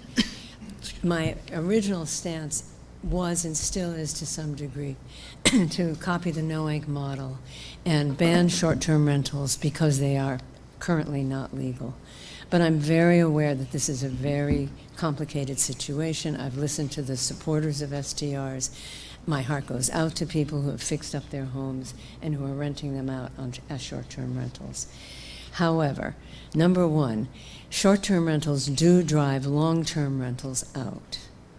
I personally know that because I was living in an apartment and it was sold, the house was sold, the buyers wanted short-term renters, I had to leave. So that's just a personal, quick experience.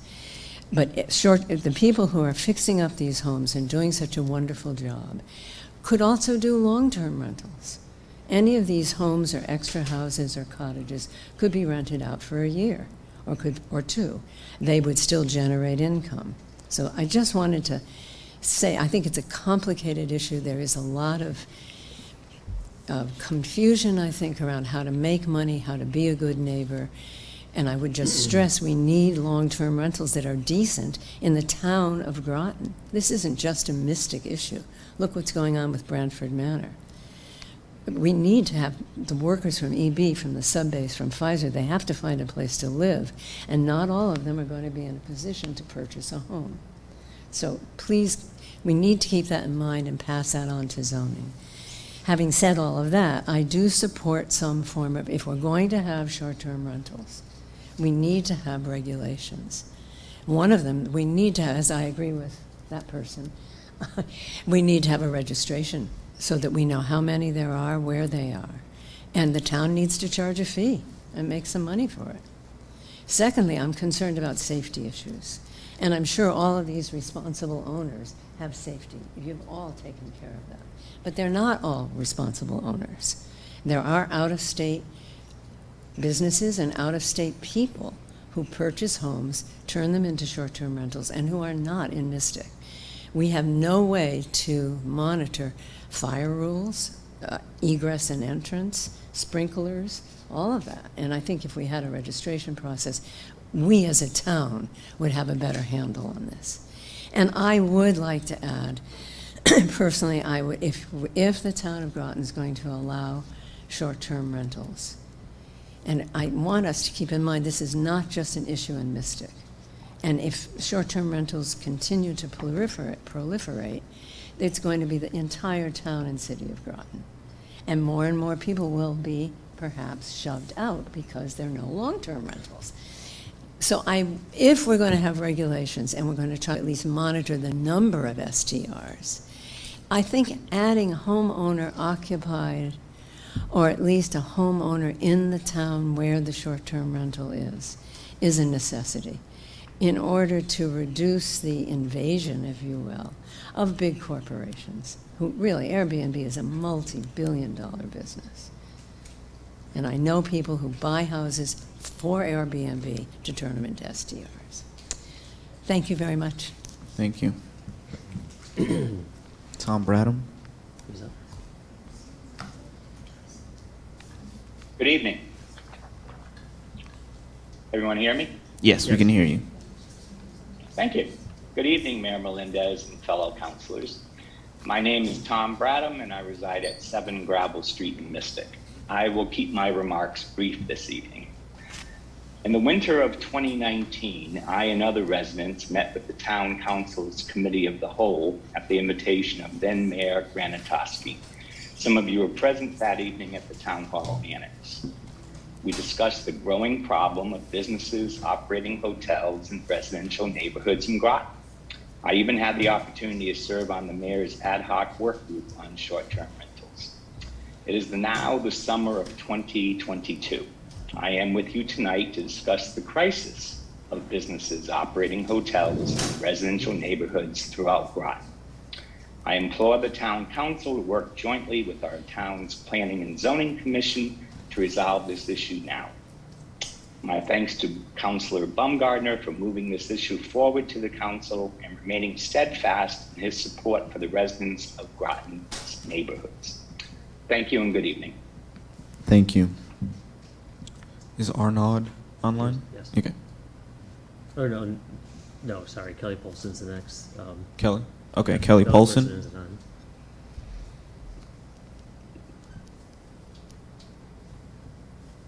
Good evening, Kelly Polson, 112 Laurelwood Road. Good evening, Mr. Mayor and Town Council members. Respectfully request residential light trespass ordinance and enforcement of zoning's limiting amount of unrelated people living in 2-bedroom single-family house. My house and property have been flooded with light trespassing from my neighbor's house for over a year and a half, over 5 years counting the people that lived there before them. The other neighbor across the street from me has a very large LED flag made up of multiple strands of LED lights that he leaves on 24/7. He has also put up a lighted flagpole. Many nights he leaves on the light over the door, which gets very bright with the motion from the flag. My across the street neighbors are continuing to escalate. They have 8 people living there, with a 9th person there very often. This 9th person changes frequently and stays multiple nights in a row. They continue to make sure someone parks right where I back out of my driveway instead of the multiple open spots on their property. I've had to block access to my property to keep them from trespassing on my property. The neighbor with the flag's guest backed out of his driveway, and instead of driving out of the neighborhood, he continued to back up the road and back all the way into my driveway. After trespassing on my property, he had to drive by the property that he had just pulled out of the driveway before he backed all the way up the road to back into my property. My escalating across the street neighbors have added excessive loud music to the constant light trespass. I can hear their bass and music across 2 front yards and the street, over the fan and my movie inside my house with all the windows closed. Their excessively loud music is filled with profanity for the young children in the neighborhood to hear. The girl with a young child opened all of her car doors and blared her music with profanity while emptying all the contents of her car all over the lawn. This continued for at least 20 minutes. They blare their vehicle radios as they speed in and out of the neighborhood. This is my home and my property. I have every right to enjoy my property without them trespassing. They are aggressively flooding my house with light. They're escalating. Respectfully request residential light trespass ordinance like many towns in Connecticut already have. Respectfully request enforcement of zoning's limiting amount of unrelated people living in a 2-bedroom single-family house. Many towns in Connecticut have light trespass and light pollution ordinances that state lights need to be shielded and are not to be seen above ground level. Floodlights are not allowed. For example, town of Eastford, all businesses, residential, and community roadways, sidewalks, and town property luminaries should be placed and installed with the idea of being a good neighbor by keeping unnecessary direct light from shining onto abutting properties or roadways, both public and private.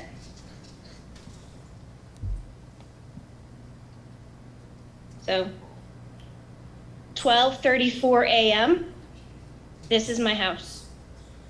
Every single night, all night long, 12:34 a.m. And it's not just the brand new light that they put in over the garage. This is the large LED flag on my diagonally across the street neighbor's house.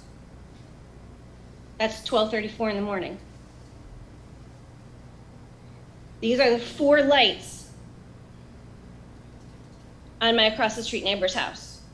So it's not just the light over the garage. It's not just the light pole that is not shielded. There is a quote unquote shield on the 2 other ones that are lighting up the entire sides of the house. And it's trespassing on my property, lighting up my house every single night, all night long. Thank you for your time. I hope everyone has a wonderful night. Thank you. Thank you. Is there anyone else online? No? Okay. That's the end of the people who signed up to speak. If there's anyone else in the room who wishes to speak at this time, please approach the podium. Just need your name and address for the record.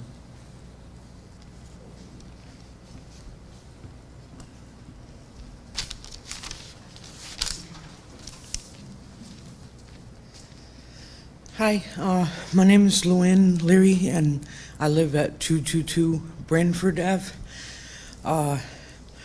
Just to recap what I've already said, where I used to live on Mather, we had a pipe under our apartment. We didn't have basements, we had crawl spaces, and the pipe had burst, and it was like that, left like that for 3 years that I was told. And in that time, mold was coming from the sides to me.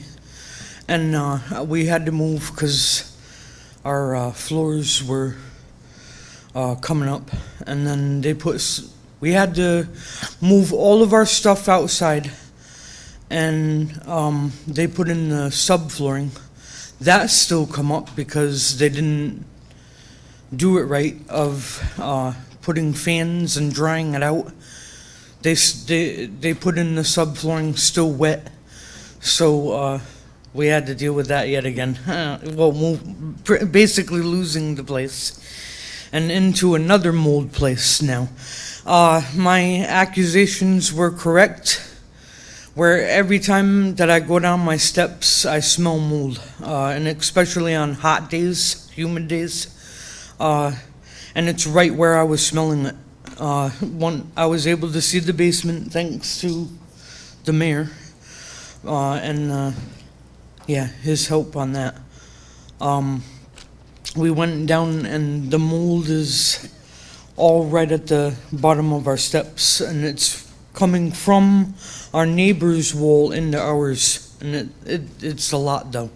Black mold, like I had said, the color of this. And then as you get in the rest of the basement, there's mold spores all over the cement walls. And I wasn't able to check on my other suspicion though. When I had gotten my place I'm in now, my old neighbor, I won't mention names, but my old neighbor from the old L was supposed to get my apartment that she had. She was able to see the basement, and there was black mold like at the end of the steps throughout, but they put sheetrock over it. That's their way of band-aiding things, and it's still like that. I don't have much faith, honestly, in the new people, the Finkel guy and the other two. I don't have faith because HUD supposedly inspects every year these places, and none of this has never been noticed. They always get passed. I'm not understanding that. And I have another neighbor in there that has a newborn, and her basement is awful. It's worse than mine, and I just feel really bad for all of us.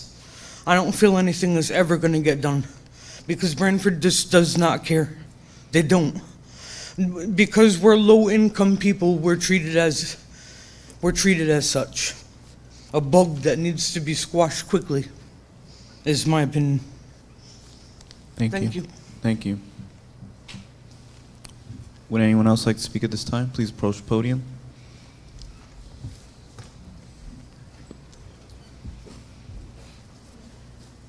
Just need your name and address for the record. My name is Andrew Leary. I live at 222 Brantford Avenue. Yet another tenant with issues with Brantford Manor. My wife did just speak about the mold issues that are widespread throughout the complex. In addition, I have zero faith that they're actually going to fix any of these problems because they can't even keep their paperwork straight. They decided they were going to charge us for alleged damages to our previous apartment when they moved us. It showed up on my rent account 6 months later. I never received any written notice on what the charge was allegedly for. And I just recently submitted paperwork for an income change, which they're supposed to be using to determine my rent. And I received the paperwork for that today, and they quite obviously don't know how to read or do math because the income that they're showing on my paperwork is, I wish I was getting that much income, to be honest with you. They most likely have forgotten to remove my former part-time jobs that I haven't worked at in over a year. But so now I have to take additional time to call the office, make an appointment, go over all the numbers with them so they can say, oh, oops, and fix it. They, like I said, they can't even handle straightening out paperwork, and granted, with HUD, there's plenty of paperwork they have to do, and they can't even keep track of that. And we're expecting that these same people are going to manage a complex mold remediation project when people's lives are on the line. That's a very big leap of faith, and if anyone believes that they are going to handle this appropriately without strict oversight is living in a dream world. Thank you. Thank you. Will anyone else like to speak at this time? Okay. Okay, seeing none. Thank everyone for coming out. We will be moving on to responses to citizens' petitions, comments and concerns. In accordance with Freedom of Information Act rules, responses to citizens' petitions will be limited to asking clarifying questions with no further elaboration or opinion to be given. Councilor Franco. So basically, I can ask the town manager some questions. Is that what you're saying? So the town council, I heard some comments tonight. The town council does not stop planning and zoning from doing their job. That would be an illegal move by the council. Is that correct? That's correct. Thank you. Are you aware of any councilors that have tried to stop planning and zoning from doing their job? I'm not.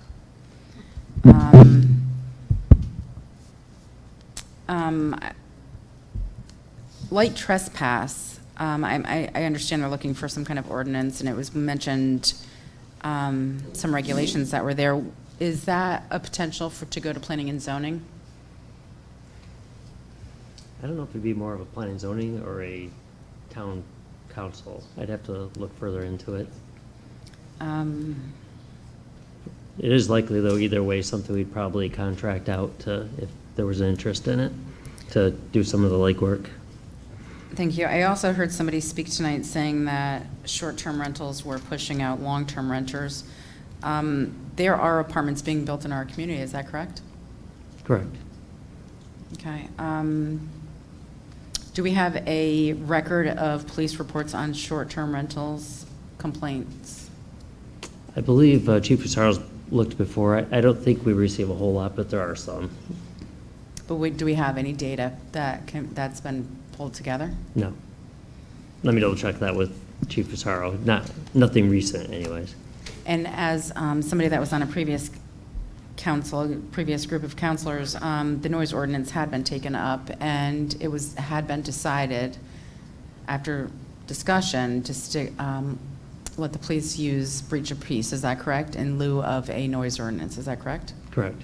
They can essentially do the same thing. All right. And they do visit almost every weekend in downtown Mystic. Yeah. Certain businesses. And I heard somebody call the owners of Brantford Manor defendants. Are they in some kind of legal action to be called defendants? And not that I'm aware of. All right. Thank you very much. Thank you. Councilor Bordelon. Thank you. My question's about short-term rentals to the town manager. I guess there's a difference between owner-occupied local residents that reside at the, in town versus corporate. Have we looked at that yet as like three different styles entirely? I have not seen Horsley Witten's research, so I'm not sure at this point. Right. And part of the hard part is any one of us could form a LLC locally as a corporation, to protect yourself from liability on your STR. So it gets a little complicated, and it would be hard to track. Right. I just was asking the question just as, a corporate-owned that's, that doesn't live in our town is different than folks that live. So I just wanted to see if we had, is that something we're researching? Are we looking into? I'll check in with Mr. Reiner. All three of those areas. It was also stated that some folks spoke with the mayor, and there's going to be a joint meeting, I guess, to the mayor. Is there a date set for that yet? No, there were plans to do a group with planning and zoning. Manager Burt, remind me, did we put that on hold? I think it was because planning and zoning was delaying something. Do you remember? Well, they were going to hear from Horsley Witten, and then planning staff's looking at a little guidance from them in terms of which direction they're going.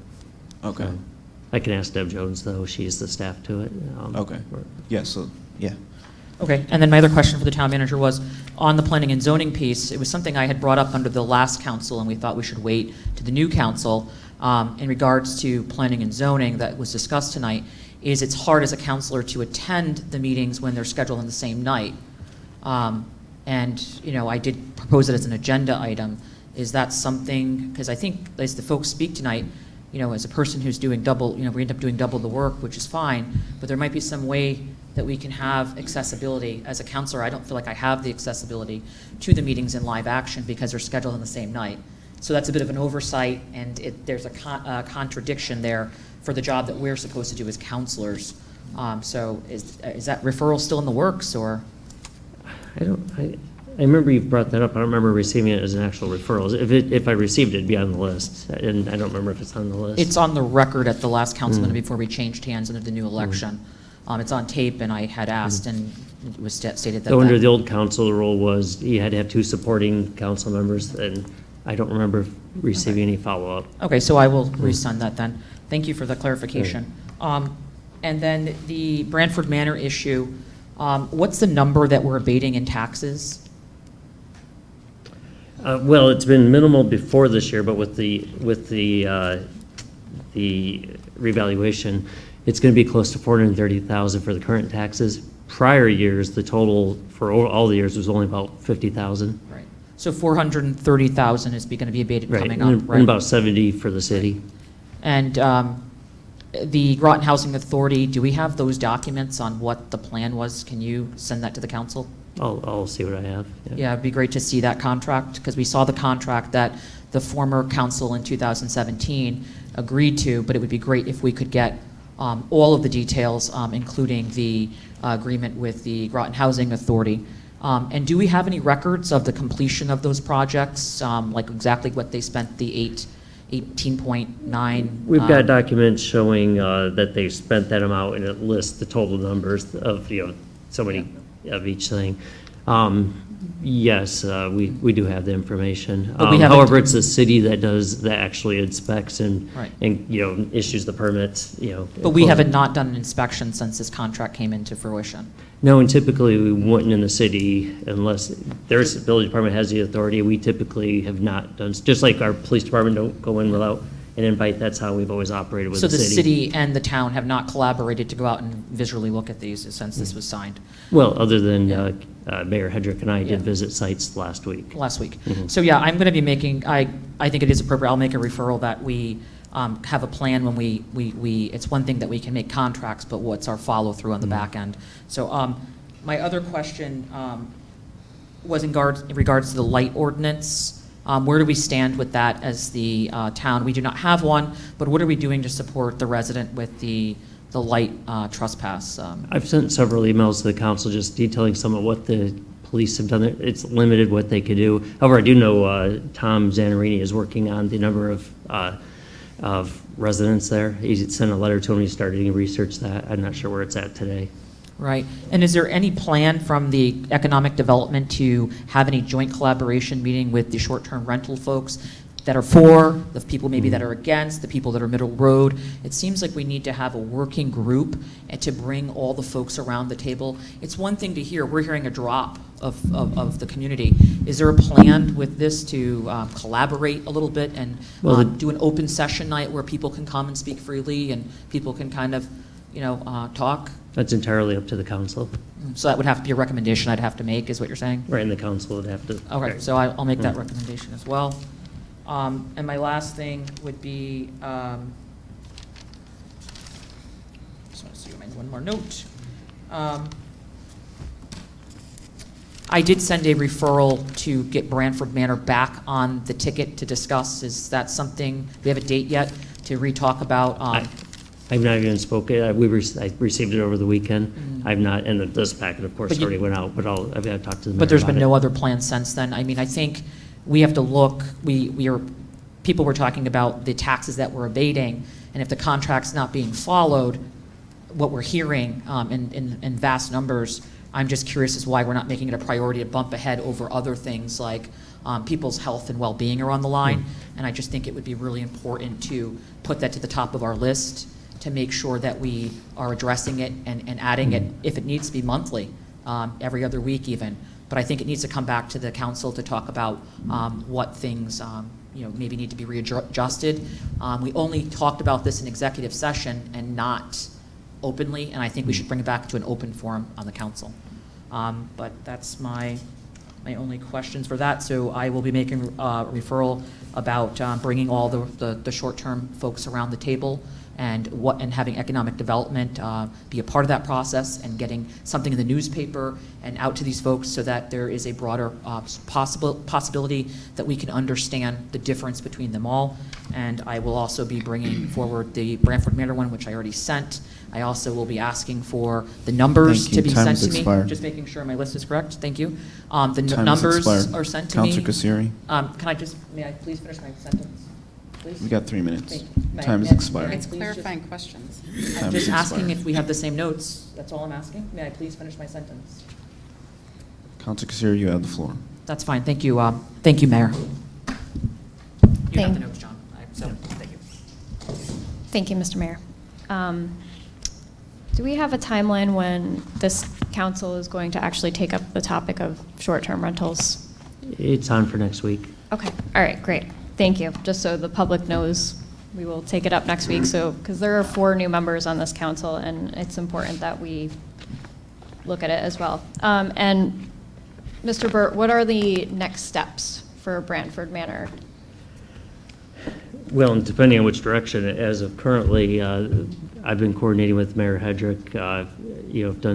Gone to on-site visits, documented what I've seen there, sent that to the upper management in New York, as well as attended the 2 tenant meetings last week, wrote down everything I could from it, and sent that to their management to know we're watching those too. The city and the town, we were directed by the council to do a letter, so we did it jointly with the city of our expectations. Starting next week, Brantford brought on an on-site construction manager to be running all this, who does this for a living.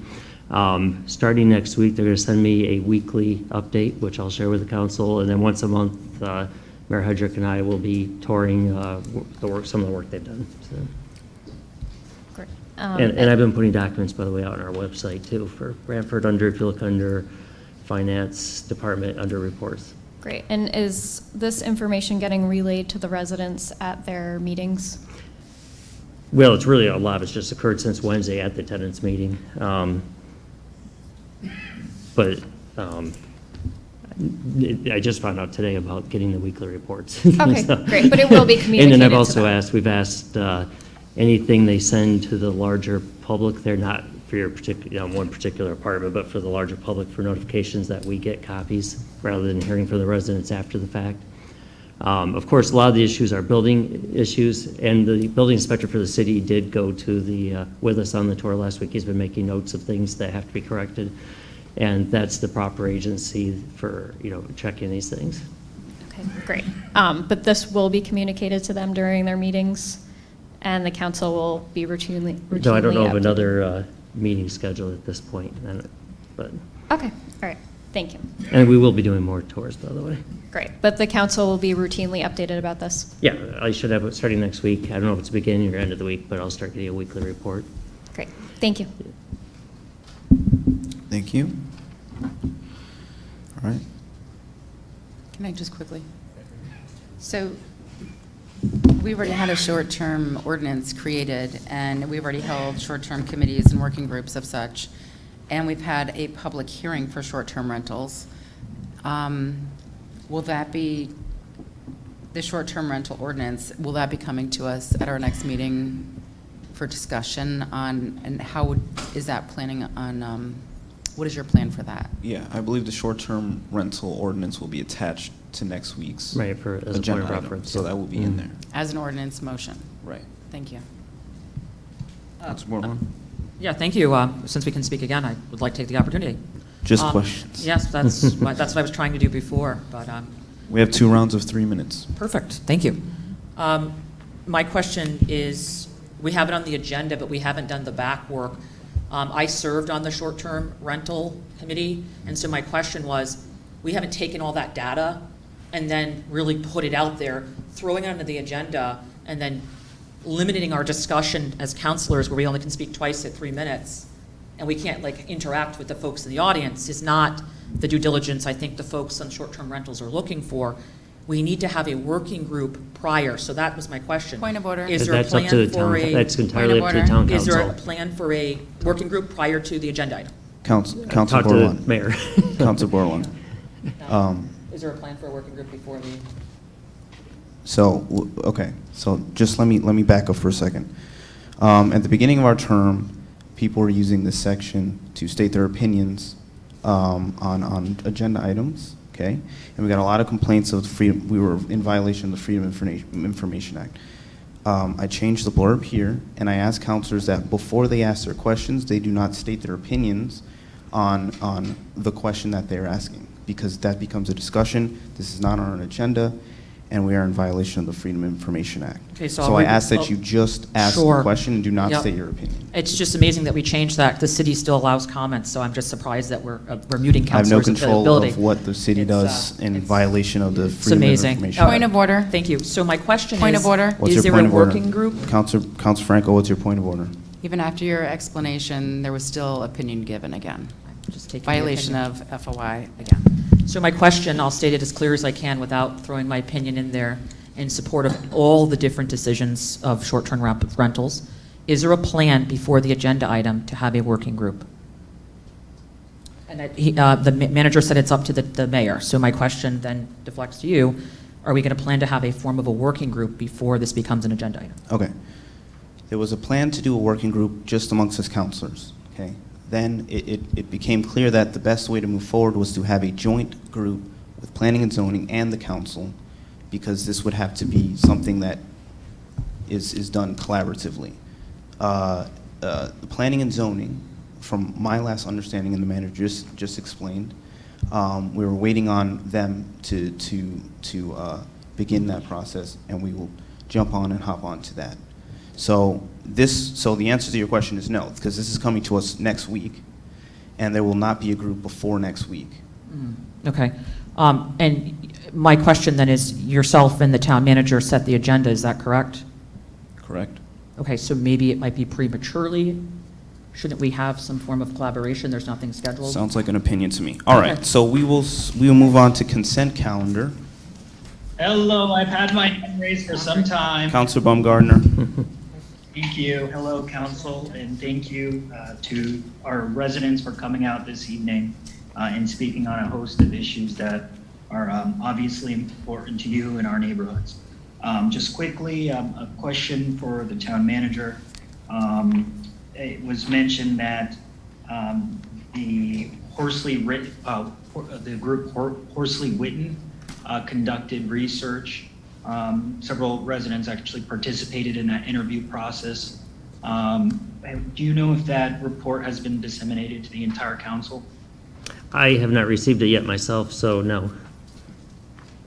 All right, I am looking at that report on the Planning and Zoning Commission meeting minutes. Okay. I would suggest to the council that we all take the time to read it before next week's meeting. It does a very great job of delineating kind of the Planning and Zoning Commission's role as well as our own role, and it may save us a lot of time from asking questions next week. Only the questions that are pertinent or that were sort of unanswered from that report, but would highly suggest everyone do read that. And my second question, just with respect to next week's meeting, now that you mentioned it, Manager Burt, will our town attorney be there as well? Yes.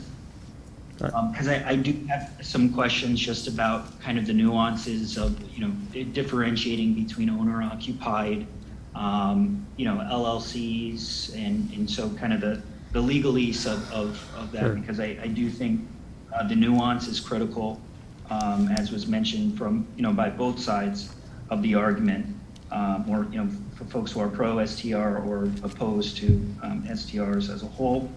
And then lastly, I understand that data centers were also mentioned this evening.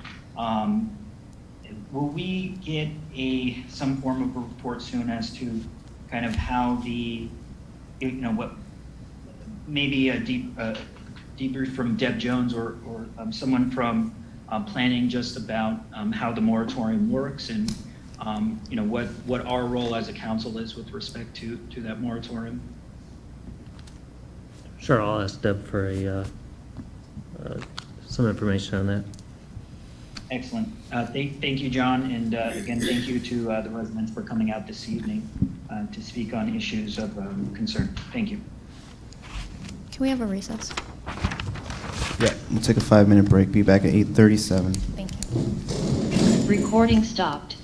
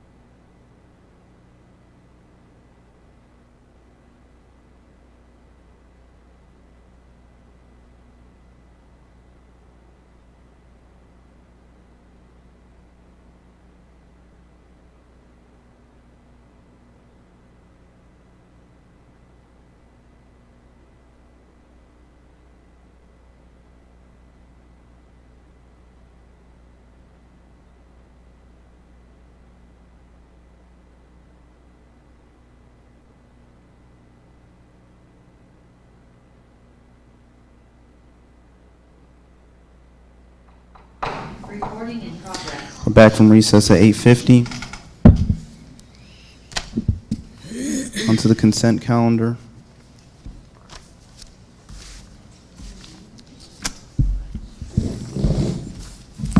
I make a motion to recommend a resolution accepting contributions to special trust funds. Resolved that the town council hereby accepts contributions to the town.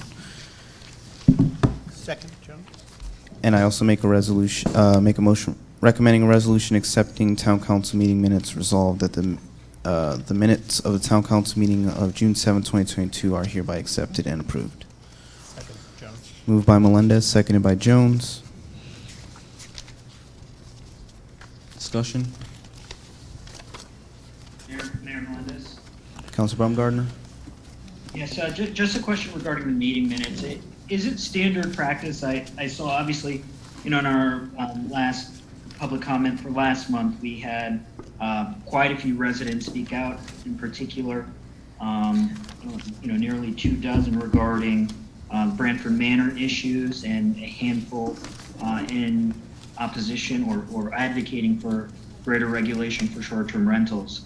In the meeting minutes, there's no real description on what those residents stated outside of the limited handful that actually did provide testimony on those short-term rentals. Is it going to be standard practice where if there was a lot of residents speaking on one issue that we don't break down exactly what the resident said or even a summary, like a sentence summary? It's actually the town clerk that takes those minutes, and she's made it clear before, I think, that she doesn't intend to put further detail, more details in, to stick more with the FOIA law. I understand that. I would just note that, and thank you for that explanation, Manager Burr. I would note that there were, the folks who did speak regarding, on short-term rentals, their comments were included. But for Brantford Manor, it just states these were the following residents that are speaking on Brantford Manor issues. And the minutes don't give any sense of the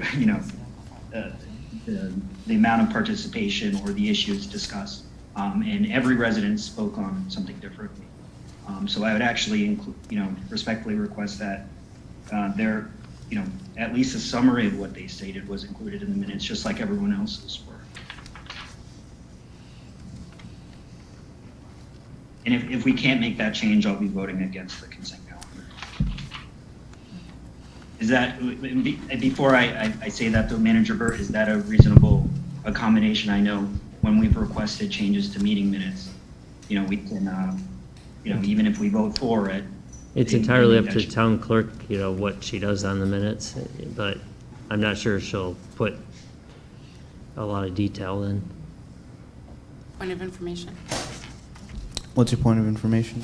Are you, Councilor Baumgartner, are you discussing the Brantford Manor testimony? Is that what you're stating? Public comment? Yes, in the same way that, for example, there were folks that spoke on short-term rentals. If you see in the meeting minutes, see how they kind of summarized these folks spoke on short-term rentals. Right. Go ahead. As you can see, many of those individuals, there was even a sentence summary of what they stated. But for Brantford Manor residents, their testimony wasn't included at all in any of, it just stated they spoke on the issue.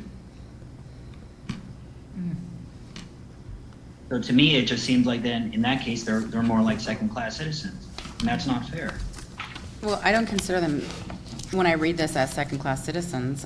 I noticed that it states here, residents living in Brantford Manor Complex gave testimony to the horrible conditions they were living in, and it gives a paragraph with notations of harassments and threats and disrespectful behavior and such things, and then it lists all their names and addresses, such as on the next page where it says residents who spoke against short-term rentals were, and it names numerous names, and that they gave testimony regarding the many issues that they've experienced as a result of short-term rentals. So there were some, and then there was somebody, Letitia Barrage, she was actually notated as a full, like her own paragraph as well. I don't think, I think it was just for the sake of combining some people that maybe gave testimony that was very similar to each other, that they were combined. I do think you should, if you're going to list those, some people's names, you should list others. I agree with that, but also with the short-term rentals, the same thing happened on page 2, the second paragraph. So it's actually our page, it's page 2, but our page 13. I mean, it's not, I don't think she was, just from my perspective, it was not just for Brantford Manor people were treated differently. I think some of the short-term rental were treated the same as well. And I had stated that initially, and I concede that point on Councilor Franco.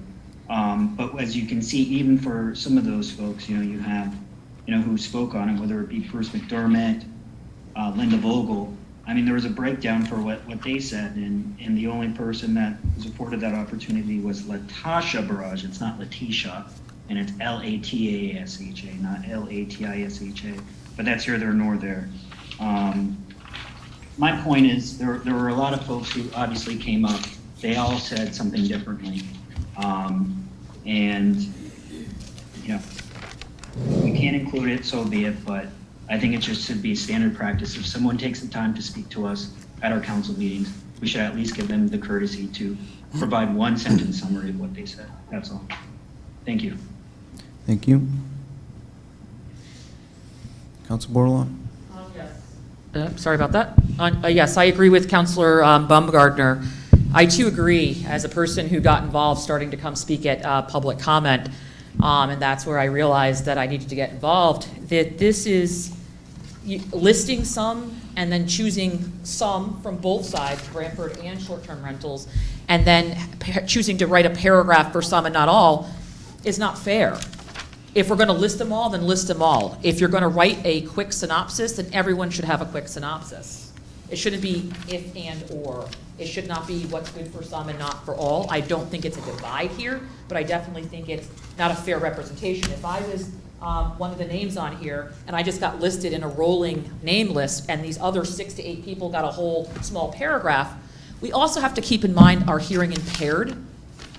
I know people that are blind, legally blind, that rely on the audio from the meeting, so they're recorded, but also there are people who can't hear that need the minutes.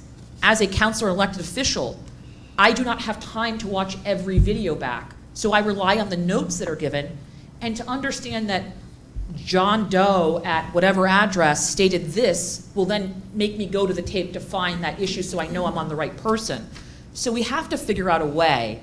I think the most important of the minutes, if you want to cut down what counselors say, the constituents that come out, I think is the most important part of our minutes, and they only get to do it once a month. And so to hash that down, slash it down, and say there's nothing saying we can't, it's a choice. And I really, too, would vote this down in the capacity that it's in, because I feel like the constituents' voices are not being heard. And as a quick reference, this is part of our record, so down the road, someone's not going to have time to watch a million videos. They're going to rely on this quick data to reference, and it should.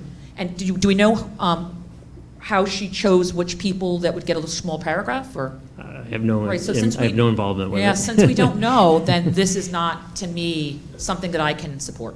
Thank you.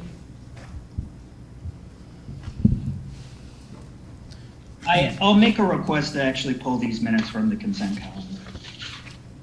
I'll second that. And it doesn't need a second. It's been done in this council before.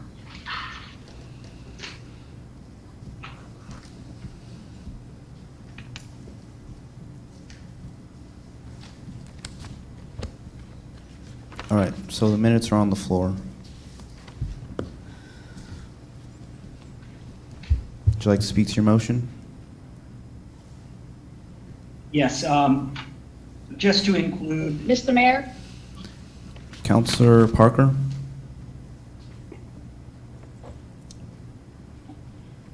Councilor Parker?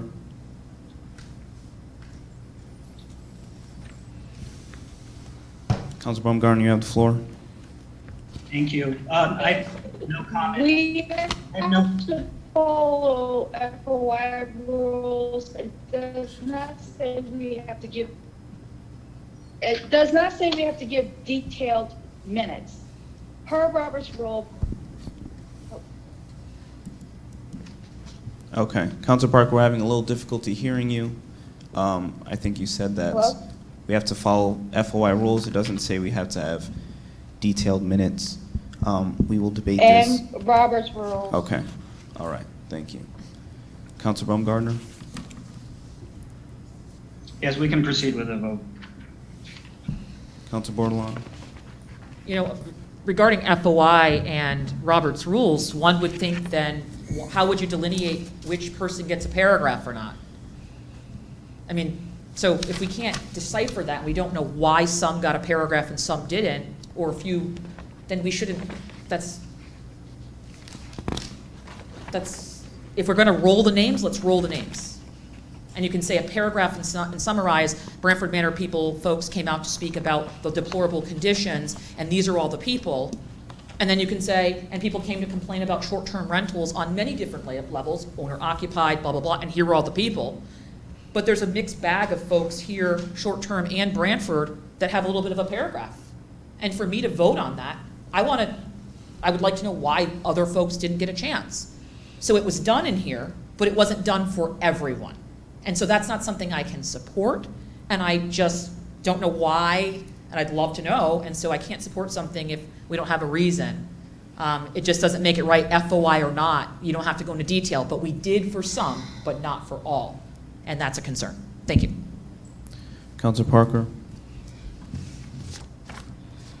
If, Mr. Burt, if we can ask, and if she can confirm, that if she can just list the names of people who came to speak out, details, just say Brantford Manor, detailed messages, have this, but there's also the link that is on the meeting minutes as approval that says playlist for everyone to go back and review and hear. And yes, it can be typed up to where it has that for the hearing impaired and for others.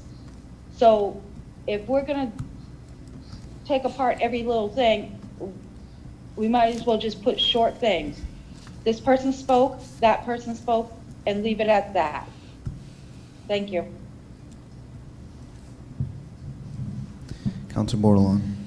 Yes, and I hate to be long-winded on this. We saw with COVID the social economical divides. Not everyone has internet. And not everyone who's elderly has the accessibility to get online.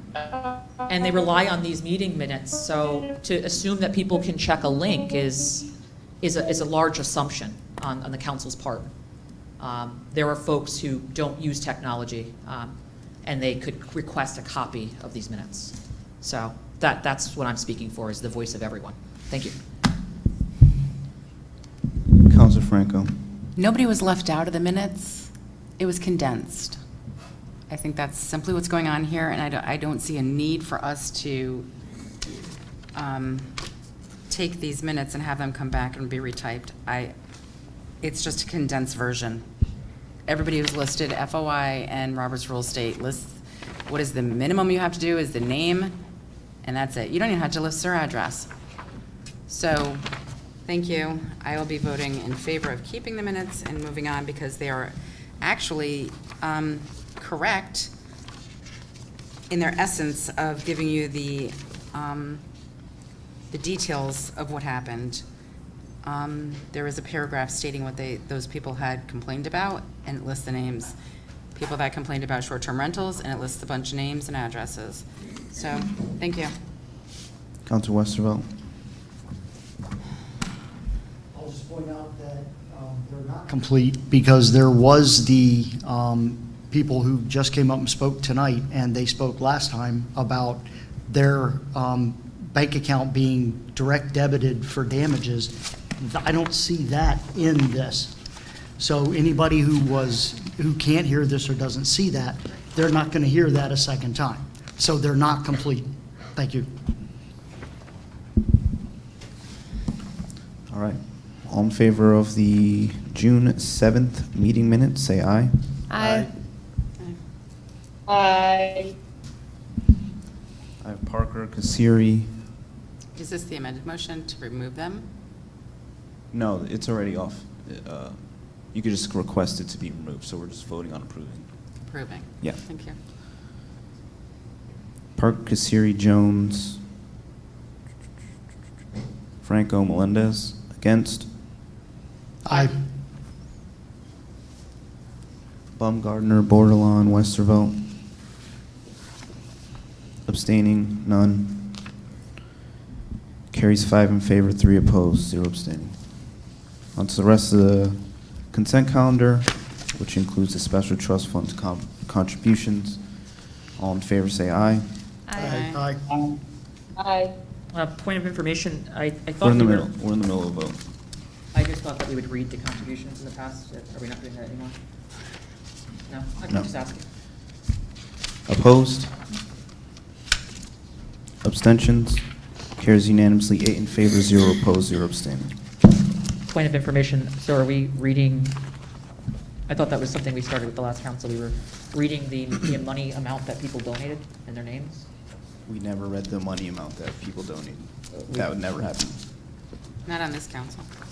Okay, so we are moving on to the communication and reports. Town councilors, Councilor Kasiri. Thank you, Mr. Mayor. Good evening, everyone. Yesterday, I marched in the 4th of July parade with my fellow councilors.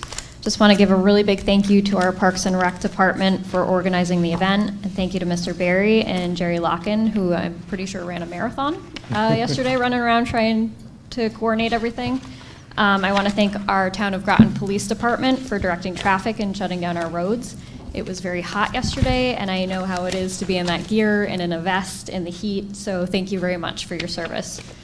It was a fun event, and my kids had a great time walking with me and waving to their friends, and it was nice to spend the 4th of July as a community. I wanted to also let the community know that I read on a Facebook post this morning from a local radio station that had interviewed the chief of the Putnam Police Department. Chief Ferrasi was also a supervisor of mine at a department I worked for, and I know him and respect him immensely. They recently implemented a social worker with their police department and gave some anecdotal evidence of the success they've had in the short time that the program was started. I'm proud of our town for being a leader with this initiative, and I hope that other local municipalities will invest in the resource and follow suit as the town of Groton. I also wanted to encourage our families with young children who are dealing with bored children this summer, like myself, to check out the Connecticut Children at the Museum program through the state of Connecticut. There are many local museums participating, including the Mystic Museum of Art right here in Groton. And I just went to the Mystic Seaport with my kids on Friday. It's a great program bringing art, history, and science to our kids throughout the summer. And also please check out all of the great programming that our local libraries are offering. My kids just attended a little theater class at the Mystic Noank Library and loved it. I know all 3 libraries are offering great programs. I received various communications regarding short-term rentals, an email from the town clerk about proclamation guidelines, a request to purchase town land, Airbnb policies, and an email inquiring about the police and community group. Thank you. Councilor Westervelt. Nothing to report at this time. Thank you. Councilor Bordelon. Thank you. I, too, attended the 4th of July parade, and I was happy to be in it with fellow councilors. It was heavily attended by our community and community around us. Again, as stated, I would like to thank all the folks that were involved, from Groton Parks and Rec, the town staff behind the scenes doing the advertisement, the police department for being out there and working extra hours to help make sure it runs smoothly and safely. It was a wonderful event, and it was great to see all the Groton faces out and about, and I look forward to next year, and hopefully the parade continues to grow. So do appreciate that.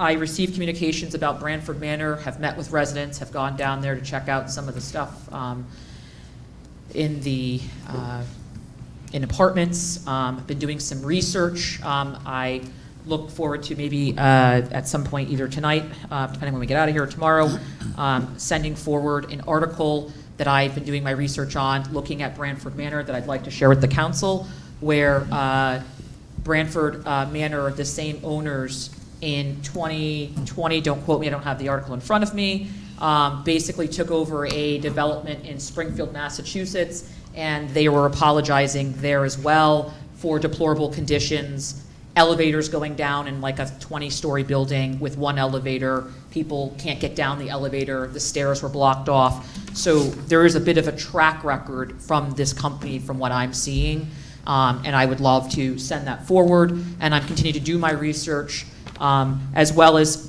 some folks have reached out to me with short-term rentals and wanted to, send emails and, discuss their concerns with me, and I have been working through those. So I think that's all I have for communications. Oh, under the parade, I must give a shout out to the Navy, of course, because we are submarine capital of the world, and we just did the whole renaming of a road. It's so great to see the young, new sailors marching in that parade, carrying all the different flags from all the lost boats.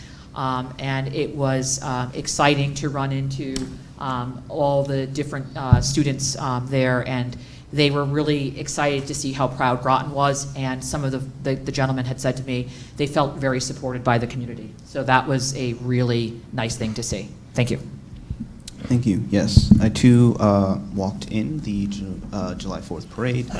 I had the pleasure of meeting the superintendent of the Coast Guard Academy. He was a very enthusiastic and interesting man that I had the pleasure of having a conversation with. And I'd just like to give a special shout out to Jerry Locken, who I saw running around getting all the groups organized, and I know he put in a lot of work in yesterday's event. I think it was a great success, and the town's lucky to have him. Councilor Jones. Thank you, Mr. Mayor.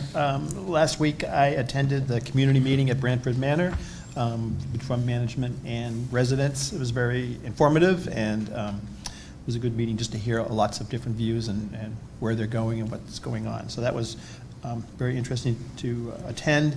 I also walked in the 4th of July parade, and I will also commend Mr. Larkin and his energy up and down the road to keep everybody going and everything. And somebody commented, doesn't even seem to be sweating, and he was just running around. So a great, real congratulations to our Parks and Rec department for putting on a great parade. I was able to attend the Little League All-Stars baseball game this past Saturday. Thank you to Councilor Franco for asking.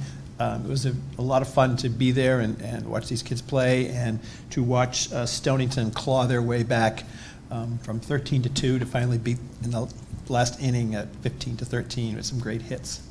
So it was a lot of fun to do that, and we served out a lot of good food, and also received all the different email communications that everybody else mentioned. Thank you.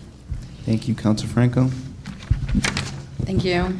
I had the pleasure of being in the 4th of July parade here in Groton with some fellow counselors. Also, I've been working and helping out in the Groton Little League concessions. And while I was there, somebody who was on their board had mentioned that there was a deteriorating sign out front, and I had brought that to the attention of the town, and they went and investigated, and they are notating that it is rotting, and they said that they would try and replace it. I believe it was Parks and Rec that would do that.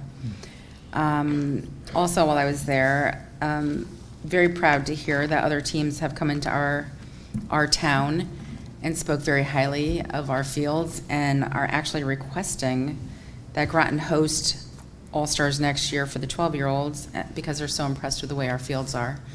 I dealt with went over in Indian Field Road. There was a blight issue over there, which I have recently gone past again, and it has been mowed.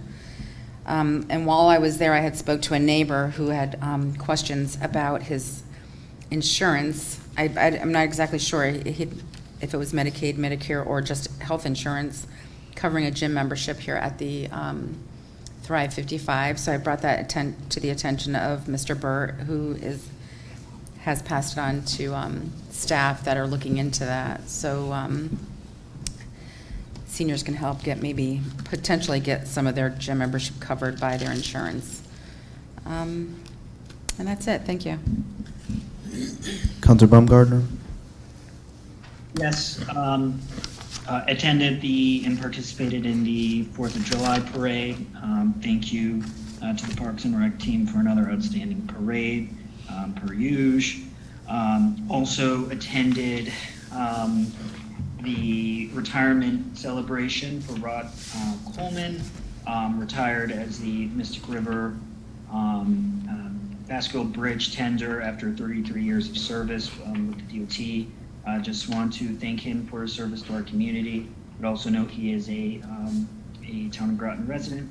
And nothing further. Thank you. Thank you. Councilor Parker?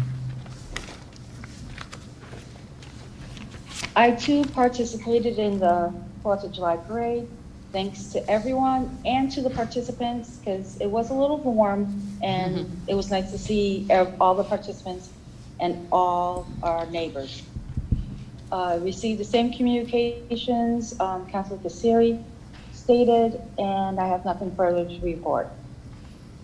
Thank you. Councilor Bordelon, you had something to add? Yeah, I apologize. I got a little excited with everything else I was saying. I did attend the Brantford Manor meeting with the stakeholders, the related group, on Wednesday, and I attended the 11 o'clock and the 5 o'clock meeting, and Town Manager Burt was in attendance. I know Councilor Jones attended one of the meetings, and there they were, triaging all of the comments from all the residents, and trying to state that they, as the town manager stated earlier, they brought in an engineer for the buildings and apologized there again, and was basically stating that they're going to be going through the units. At that time, I know the manager did state there's some possible things that are going to be in place weekly or something, but there was nothing defined there at that meeting that there would be follow-ups, the frequency of them. Residents were very upset, appeared upset there, and felt that their feelings were still not being addressed or heard, and there seems to be a change in command there that the owner had stated, and that they were bringing in new people, and the other thing that they stated, right, John, was that they were hiring a bunch of new folks to fill new positions. They were going to bring in a resident relation person who would basically be helping with community programming and such. So there was a plethora of knowledge and information that was presented that day, and I'm hoping that those will continue. Thank you. Thank you. Hey, Mayor Melendez? Yes. Yeah, so one quick important point.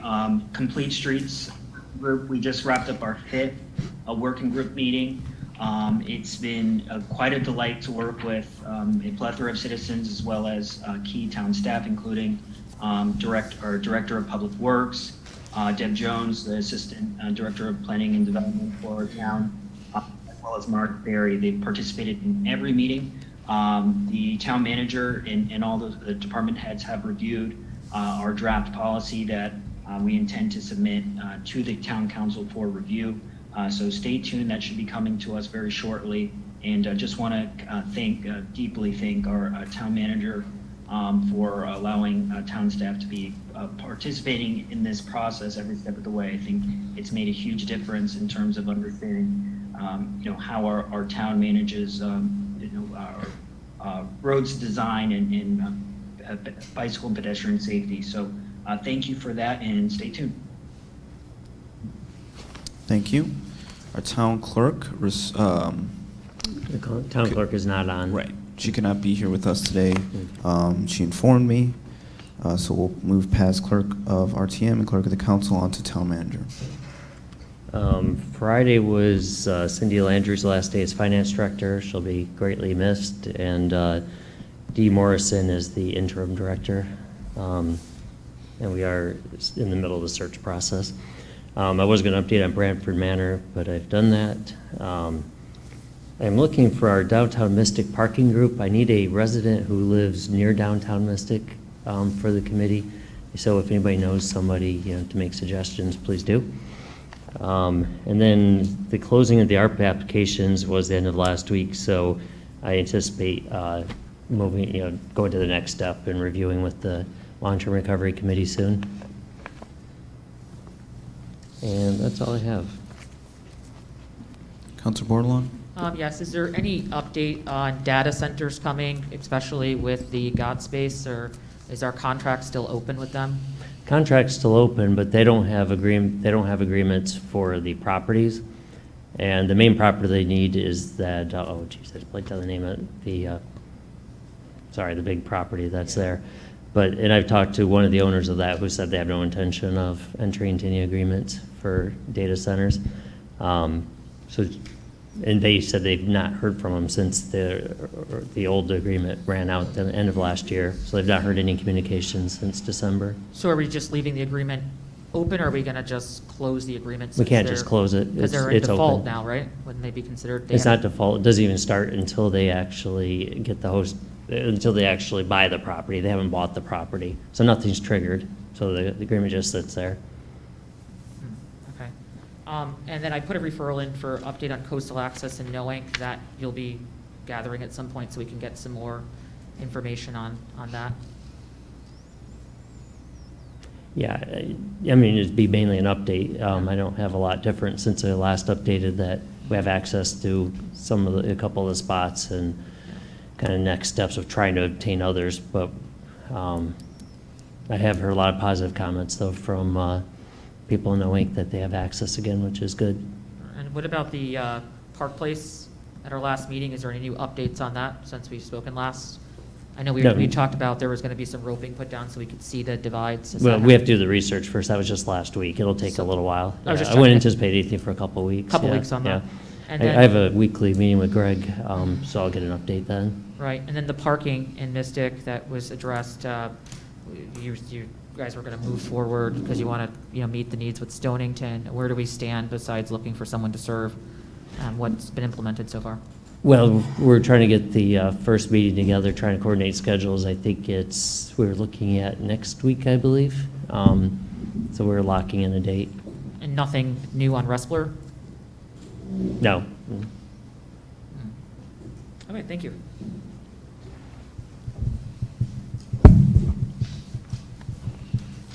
All right. I'm assuming there's no department heads, Manager Burt?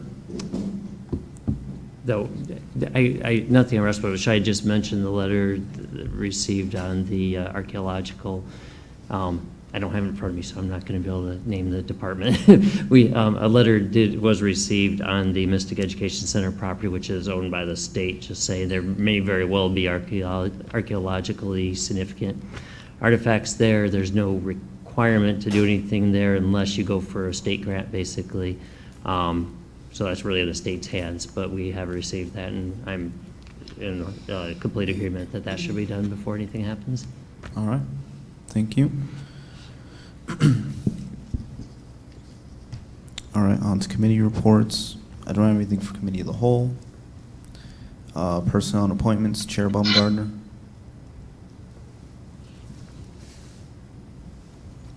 Apologize, I was meeting over. Okay. Rules, Chair Parker. No meeting, no report. Thank you. Chair McBride is not present. I believe also no meeting, no report. Point of information. What's your point of information? We also serve on a committee with Council McBride and Westervelt, and has several months now. It has not made it onto this list. This is just for standing committees. So we don't track the committees that have temporary committees until they become non-standing and then they come off? Because it is a committee. These are the standing ones per the rules. That's more of a temporary committee, and that's part of what's supposed to happen as you go around the table, you update on That's the fine. committees you're on. I just didn't know if it would be appropriate to add it so it's tracked and then it can always come off. Thank you. On to new business, Navy Honorary Road name request, Crystal Lake Road, page 21. I'll read the motion. Thank you. Thank you. Resolution to request the Planning and Zoning Commission approve an honorary name for Crystal Lake Road. Whereas representatives from the Navy submarine base New London requested that an honorary name honoring the submarine base be chosen for Crystal Lake Road west of Route 12. And whereas the town has recommended the honorary road name of Submarine Capital Avenue or Crystal Lake Road west of Route 12, now therefore be it resolved that the town council recommends that the town's Planning and Zoning Commission approve the honorary road name of Submarine Capital Avenue for Crystal Lake Road. So moved. Second, Bordelon.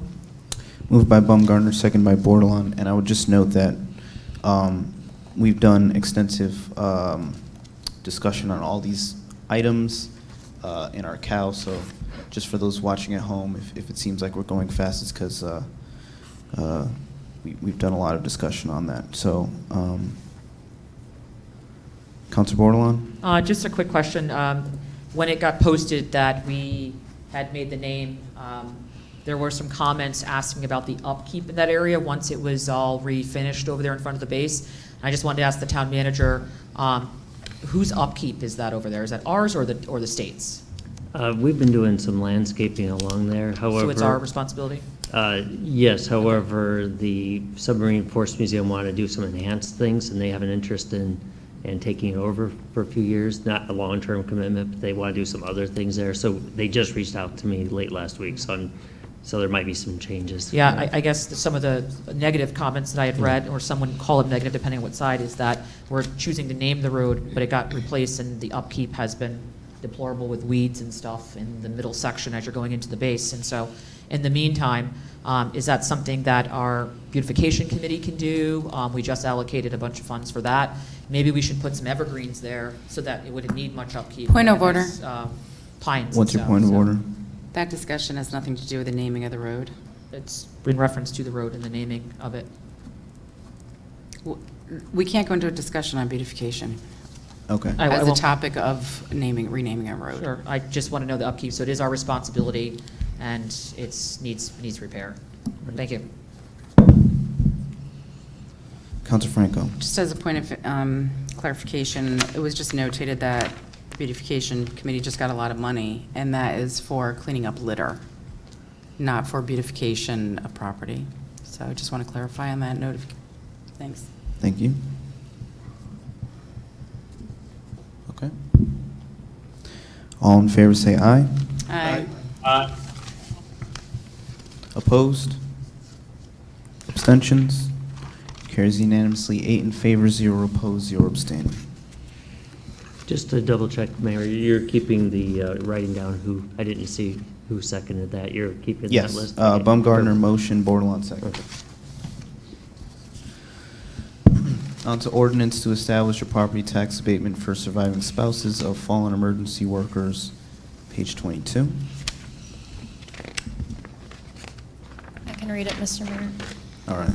Do I have to just read the resolution, or do I have to read the whole? Just the resolve for Okay, this. great. This is just setting the public hearing. All right. I just put it in there so people know exactly what we're talking about. Great. I will make a motion for the introduction of an ordinance to provide a tax abatement for real property for the surviving spouses of police officers, firefighters, and emergency medical technicians that have fallen in the line of duty. Be it resolved that the town council will hold a public hearing on a tax abatement for real property for the surviving spouses of police officers, firefighters, and emergency medical technicians that have fallen in the line of duty on August 2nd, 2022 at 6:30 p.m. at the Thrive 55 Plus Active Living Center at 102 Newtown Road, Groton, Connecticut. I so move. Second. Second, Bumble. Moved by Kasiri, seconded by Westervelt. Council Bordelon? Yeah, I think it's great. There was a lot of discussion on this, and I think it's wonderful that we're moving forward with all the thoughts to a public hearing for the folks in the community to look at. So I think that's a huge victory. My concern is the resolved. Some people, is this whole thing going to be in the paper for a public hearing, or just the resolve part? The clerk usually puts a synopsis. We don't put like whole ordinances. They put a synopsis and refer you to her office or to the town website to get the full. Correct. I think, so this whole synopsis, it would be appropriate to be transparent and our due diligence to make sure we don't know if it's going to be passed. We don't know if the council's final decision will be that. We don't know what we'll hear from the public hearing. But I think we should include in here stating that any police or firefighter, as stated, emergency medical, that work in the city or town, and also that work for the, that are civilian, that work for the police department, that are city or town residents may fall under this. Reading this quickly, one might not even blink at this because they might not think it applies to them, when in fact we haven't ruled that out. I'll make sure that gets mentioned in the. Okay. And then plus, we'll of course put the whole thing out on our website and in a prominent place and on our social media. Okay, thank you. So that doesn't need to be added here, it'll be added somewhere. Yeah, I'll make sure it's added. I'll make a note of it right now. Thank you, John.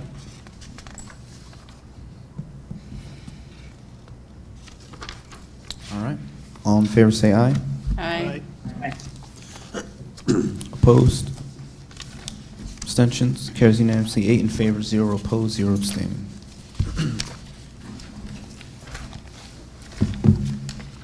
On to Wellness Hub Grant, page 26. I'll read it. It's the, Resolution authorizing the acceptance of $90,000 grant from the National Recreation and Parks Association, NRPA, to develop a wellness hub at the Groton Community Center. Whereas the Groton Community Center serves as a gathering location for many in the community, including those who participate in recreation programs, and whereas the town of Groton seeks to provide equitable resources to serve all members of the community, and Groton Parks and Recreation partners with many community agencies to improve health and wellness in our community. And whereas 2 of the Groton Parks and Recreation pillars, social equality and health and wellness, will be supported by funding from NRPA to develop a wellness hub at the Groton Community Center. Now therefore be resolved that the Groton Town Council authorizes Town Manager John Burt to execute any and all documents to apply for and accept the National Recreation and Parks Association NRPA Wellness Hub Grant in the amount of $90,000, and be it further resolved that the request be forwarded to the representative town meeting, RTM, for consideration. I so move. Second, Bordelon? moved by Franco, seconded by Bordelon.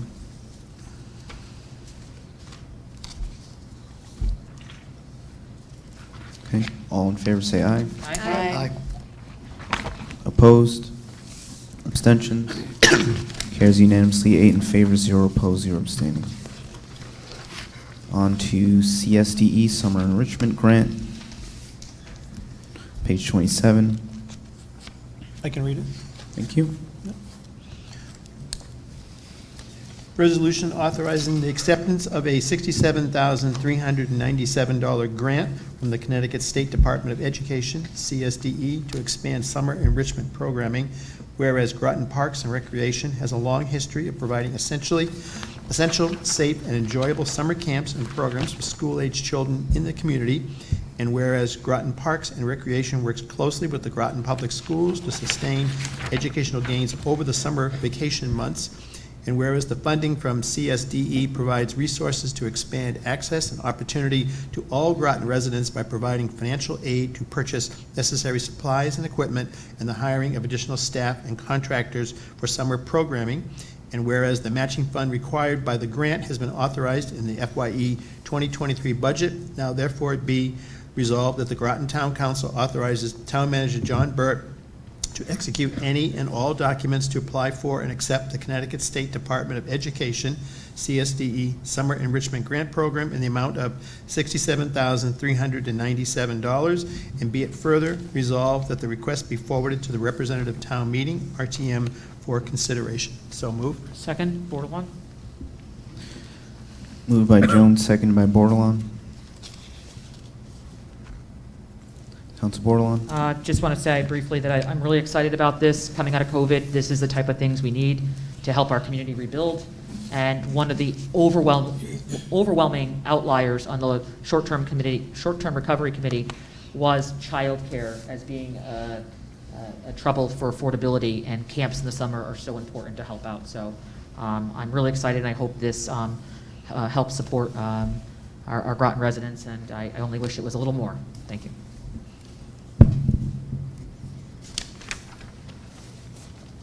All right. All in favor say aye. Aye. Aye. Opposed?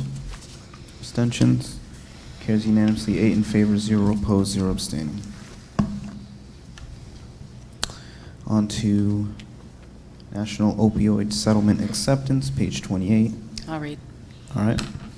Resolution to accept the 2022 opioid distributor settlement payment, whereas the proliferation of improper use of opioids has created a nationwide epidemic, and whereas the town council joined into a settlement against Johnson & Johnson as the manufacturer of opioids, as well as the distributors of opioids, and whereas the town has been notified of the 2022 distributor payment of $22,263.86, and whereas the town council recommended the 2022 payment of $22,263.86 be awarded by the town to Community Speaks Out, a local organization whose mission is to provide education, prevention, and resources to individuals and their families to access treatment and recovery.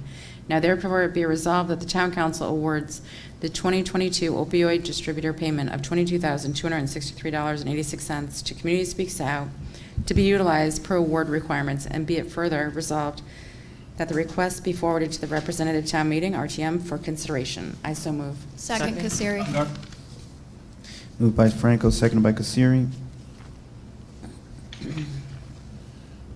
Council Westervelt. I'd like to state for the record that I will not be supporting this, as there are a number of organizations within the town that were not given consideration for this funding. There's more than one. There are at least 4 in the town that could help with this, and I believe no consideration was given to those other nonprofits, so I will not support this. Thank you. Thank you. Council Bordelon. I too, as the last meeting spoke, we were given a resolution with a blank, and we were to fill it in that night. No list of all the Groton community programs, no ideas of outreach, no process that we have as a council for how when we get grants, how we should generate them and put the money out. That is something that I also think that we should put a referral in for. And there should be a process that the council and the town staff, when we know this is coming, which we did over a year ago, there's a way in which we should prepare for it. And even in the end, if Community Speaks Out becomes the top one, which I highly support, there should have been a process. On the night when the folks came to speak about getting money from ARPA for football leagues, we said that we're not going to do that, and we referred them to the pipeline of the application process because we feared that we would have too many applications that could come in that we just would be rolling out without any process. And so, in fact, we did not fund them that night, and I hope that they did go through the process and do the paperwork in time to be considered for the funds. This comes before us, as I stated, with a blank, like fill in the blank, and any counselor had the moment to fill in any blank they wanted that night. And there was no process, no contract or way in which we are taking in grant funds and distributing them out. I do believe that I know that there's an opioid epidemic and a huge problem, even more so post-COVID. And so I agree that we should not delay in allocating these funds, but I hope to seek a way that we look at a process moving forward. So my question for the town manager, would that need to be a referral to look at a process for application for grants so that we're prepared when they come right before us, we already have a process?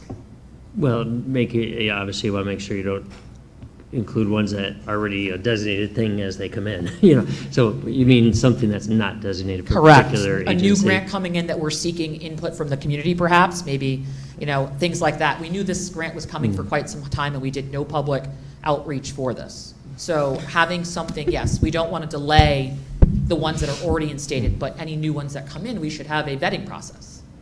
So how would you recommend that we're doing our due diligence? Of course, we just found out the amount, and the council didn't have to pass it that night, but they could do what they want, and they chose to move forward. But I would say a referral. The council can do whatever they want. All right, I'll send that forward. I will be supporting this tonight because I do not want to delay the support of the funds, and I feel compelled to get this money out. But I am extremely frustrated with the process, not the organization or the means of which we got the money, but again, the process. It seems that we have a contract problem here as things come before us, Brantford, Respler, data centers, and then now even outreach money. So I look to seek a process so everyone has a fair chance. Thank you. Councilor Franco. Thank you. So, $22,000 roundabout may cover 3 weeks of rehab. That's about it. For one person, 3 weeks of rehab. That's as far as usually $22,000 will go, if you're going to use it in that capacity. There's other ways to use it, of course, but it's 3 weeks of rehab. So I'm hearing what other counselors are saying, and I'm listening. And I hear a lot of counselors talk about how they do so much research. And my thought is, do your research.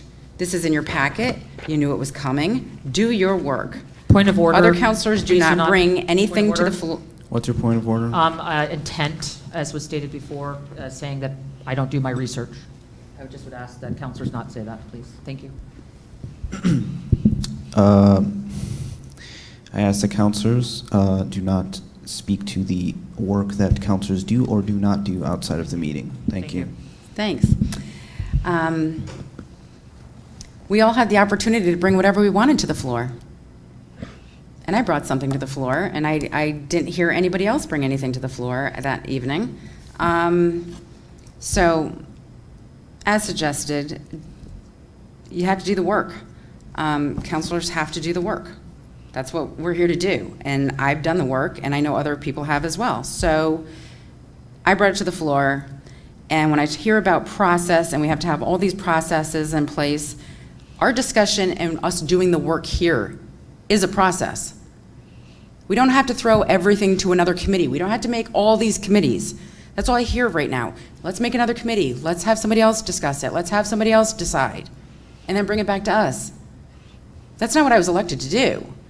I was elected to make some hard decisions here. Not everything goes to a committee. There are certain things that, yes, we should have public comments on. Absolutely agree. Some are required, some we should just do. But to have somebody say that there's other options now, after we've already had the discussion, and you knew what was in your packet, and there was a blank, and you could have filled in that blank, and then come here and say, there's other options, we didn't talk about them. Well, you should have brought the other options. You can't rely on the town manager and the town staff to give you every option. That's also your work to do it as well.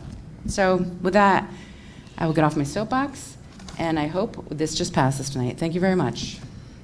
Councilor Kassiri? Thank you, Mr. Mayor. I was honored to attend a really great event that was held here in Groton at Pequannock Plains Park, which was called Recovery Fest. It was actually put on by a group of young students, and they brought all of the local resources from our community to this event. And many of the counselors here attended, and we were all able to educate ourselves on the local resources. We grabbed business cards and pamphlets and had a really good educational opportunity to learn about the local resources. So I knew coming into that meeting what was available, and I am really proud to support a local nonprofit that is trying to tackle this issue every day, because it is an epidemic and people are dying daily. And to get this money into a Groton nonprofit to help save a life, I'm just really proud to support this tonight. Thank you. Thank you. Councilor Bordelon? Thank you. I know it's come up several times about that event, and I was one of the counselors who did not attend. But I do serve on a board that services, adolescents committed to the state, and we deal with the addiction side, and we know about all the resources, as well as I attend and was part of the HIC, the Health Improvement Collaborative. So the same organizations that come, I'm embedded in. So I definitely do the homework on that end, as some have stated that perhaps some have not. I think, again, it's not a matter of forming a committee, it's a matter of simply making an agenda item, bring it before the council, and then having the top 3 or 5 come before us and present what they're going to do with the money and their plan ahead of time. Not holding up anything, not having a committee that has to meet over 8 weeks. That's the process I'm looking for. Simple vetting, like we made the Youth Football League go through. And we said that for only, as it was stated, it's only $22,000. For the football, it was only $1,000. And we did not allocate that night because we felt, and that was a local agency too. And they have a shortage, and that $1,000 will only go so far for helmets and stuff. I'm supporting this night. All I'm asking is on the back end, we just have the folks come before us and speak to their grant, the money that we're going to be allocating. That's it. Thank you. It's not their grant. Councilor Baumgartner. Yes, thank you. No, I just want to concur with all the remarks tonight in support of distributing these funds to Community Speaks Out. As was mentioned, I also believe, as was stated, it's not mutually exclusive, just to ensure that we do, when we are awarding any public funds, that we certainly do our due diligence and ask as many questions as possible before we do that. So again, they're not mutually exclusive acts, but long short of it, these dollars will make a significant impact in our community. As Councilor Franco stated, just $22,000 of $22,000 funds at most 3 weeks of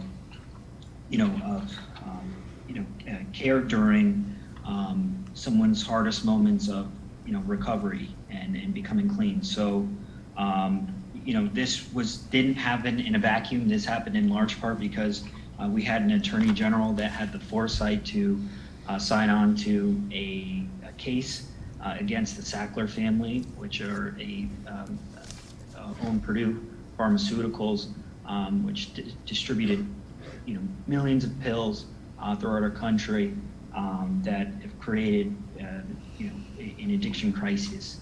And our state was awarded $300 million. I'm sorry, our state was awarded a pool from that $300 million award that obviously Groton will be getting the $22,000. So just want to thank our Attorney General for that, and certainly our governor that signed in for that settlement, but also our governor that signed into law both the process and the bill that allowed for this allocation. Thank you. And certainly our legislators, especially Joe Delacruz, who supported that legislation and a founding board member of Community Speaks Out. Thank you. Thank you. Councilor Kassiri. Thank you, Mr. Mayor. Just want to clarify for the people that are watching at home that are questioning some of the conversation that happened tonight. A youth football league came to us to ask the town of Groton for money. This council had a conversation about it, and we decided to direct them to ARPA funds. This is an opioid settlement that at least 70% of the funds are to be used to fund future opioid remediation efforts. If settlement proceeds are used for something other than the opioid remediation, the amounts and uses must be publicly reported. I just want to state that these are two entirely different scenarios and should not be compared. This is also an epidemic where people are dying every day. Thank you. Thank you. Point of information. What's your point of For the information? town manager, I know at the last thing we asked, who is tracking how the money is being spent, since it has to be, it's something that came from the state and you have to follow it, like the ARPA funds, it has to be used under a certain umbrella. Is that Community Speaks Out, or is that something that our town will be following? It'll probably be a joint effort. However, they have not put the rules out yet. They've okay. put nothing out yet. Oh, so you'll let us know once Yeah, that, yeah, thank you, yeah. thank you. Cindy checked on it, I think as late as Friday before she left. Thank you so much. All right. All in favor say aye. Aye. Opposed? Abstentions? Okay, carries 7 in favor, 0 opposed, 1 abstaining, Westervelt. Okay, I can read the next one, Mr. Mayor. thank you. This is 2022-265 retiree pension COLA. I will make a motion to adopt a resolution approving adjustments to retiree pension benefits. Whereas the pension agreement's retirement plan for the town of Groton employees in the non-union police, AFSCME 818, Greats, non-union, USWA steelworkers, and IAFF telecommunicators labor groups provide for review of retirement benefits periodically. And whereas the last adjustments were effective July 1st, 2020, and whereas the town council has considered information for all groups relative to the effect of a 2.5% increase on annual benefits, unfunded actuarial accrued liability, and town funding costs. Now therefore be it resolved, the town council approves an increase of 2.5% for all qualified retirees and or beneficiaries having been retired for at least 5 years effective July 1st, 2022, or as authorized by collective bargaining agreements. And it be it further resolved that the town manager sign necessary collective bargaining agreements, plan documents to enact the 2.5% increase, and may it be further resolved that the town manager or his designee is authorized to take any additional steps, if necessary, to effectuate the 2.5% increase. I so move. Second, Bordelon. Partner. Moved by Kasiri, seconded by Bordelon.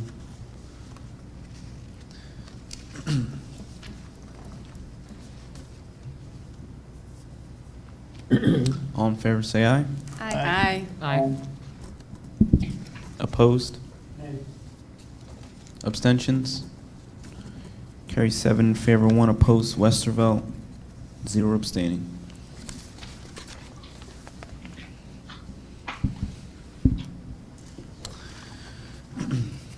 On to Ethics Commission training and request to review ordinance, page 30. I can read it. Thank you.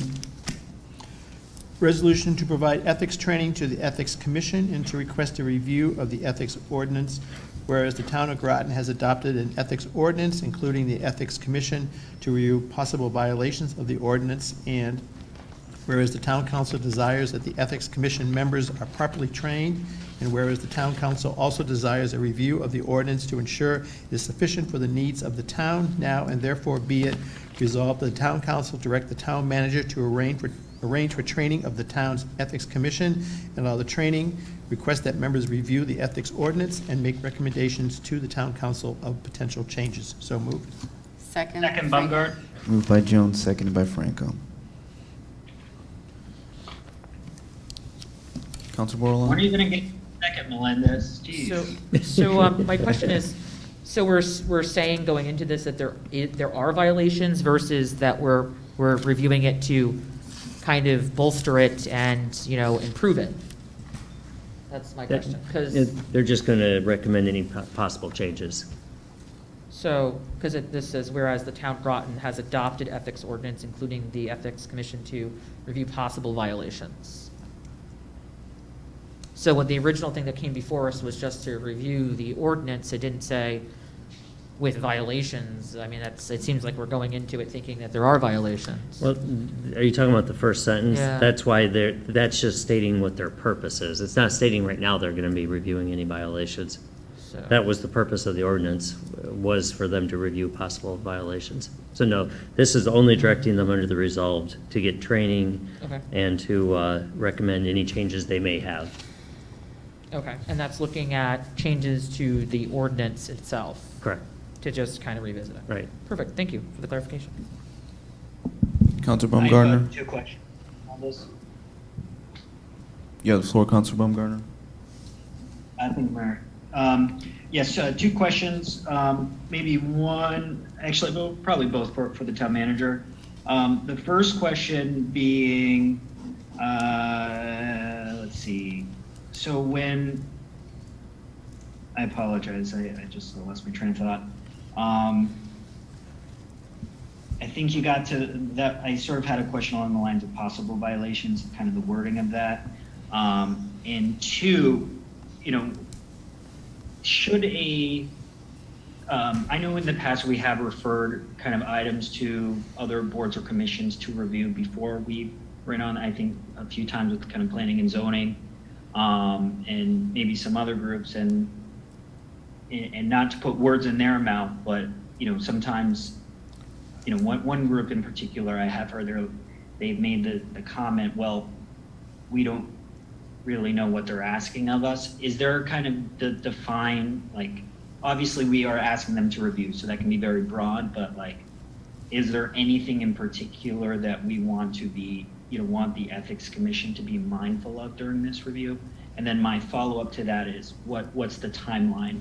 Are we holding them to any kind of timeline so we can get an answer in a somewhat expeditious manner? Because I know they don't have any standing meetings. So they would have to meet for the purposes of discussing this.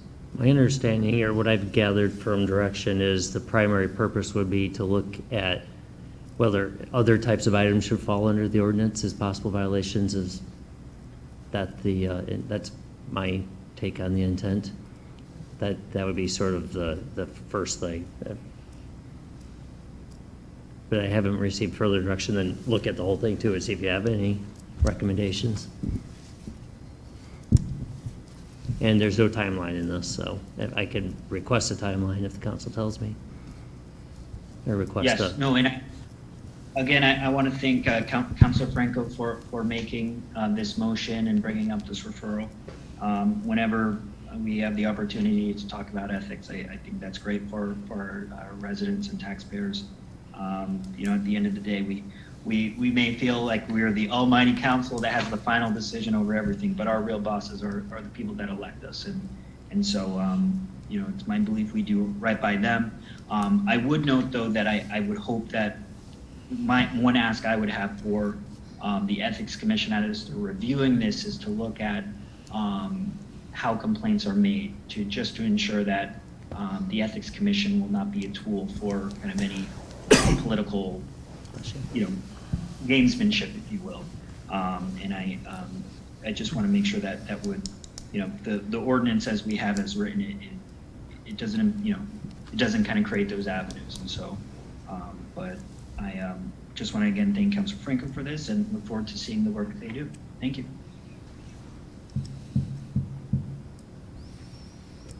Councilor Bordelon? A quick question for Councilor Franco. I know it was one of your referral items, which is great, and I was just wondering, is there something in particular, because it just seems like usually a referral comes up and someone will say, I want to make a referral like for the process of when we get grants that we just, when we know a year back that we, you know, have everyone come before us and vet.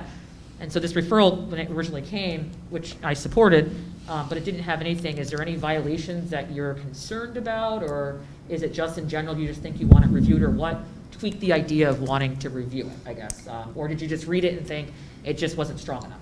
So. Do I have the floor? You do. I did not want to put my own personal opinion into this to poison the well of their thought processes when they go forward. So I gave some generalities stating a few minor things and at our COW meeting. But I would like them, as it states in here, to be properly trained, as was discussed, that CCM provides great ethics training. And they can look at our ordinance that was just created during my term, and it was the first ethics ordinance in the town of Groton, and it was a start, and I think that it's time to look at it again and review and see if there's anything that they think that there could be potential changes to.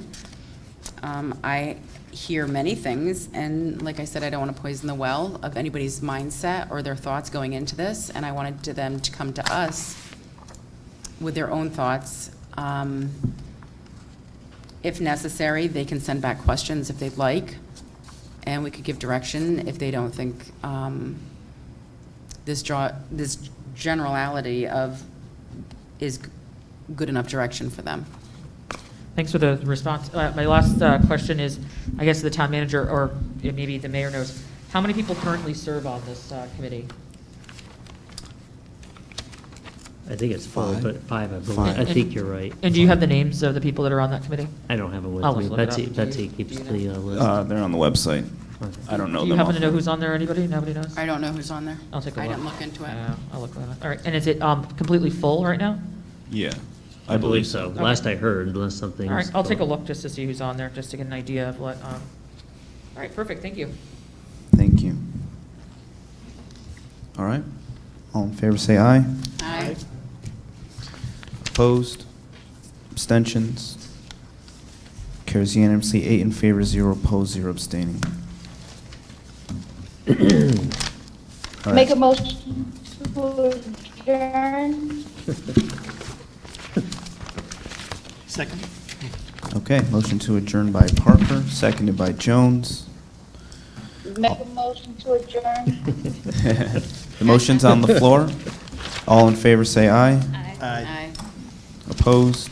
Aye, I'm opposed. Abstentions?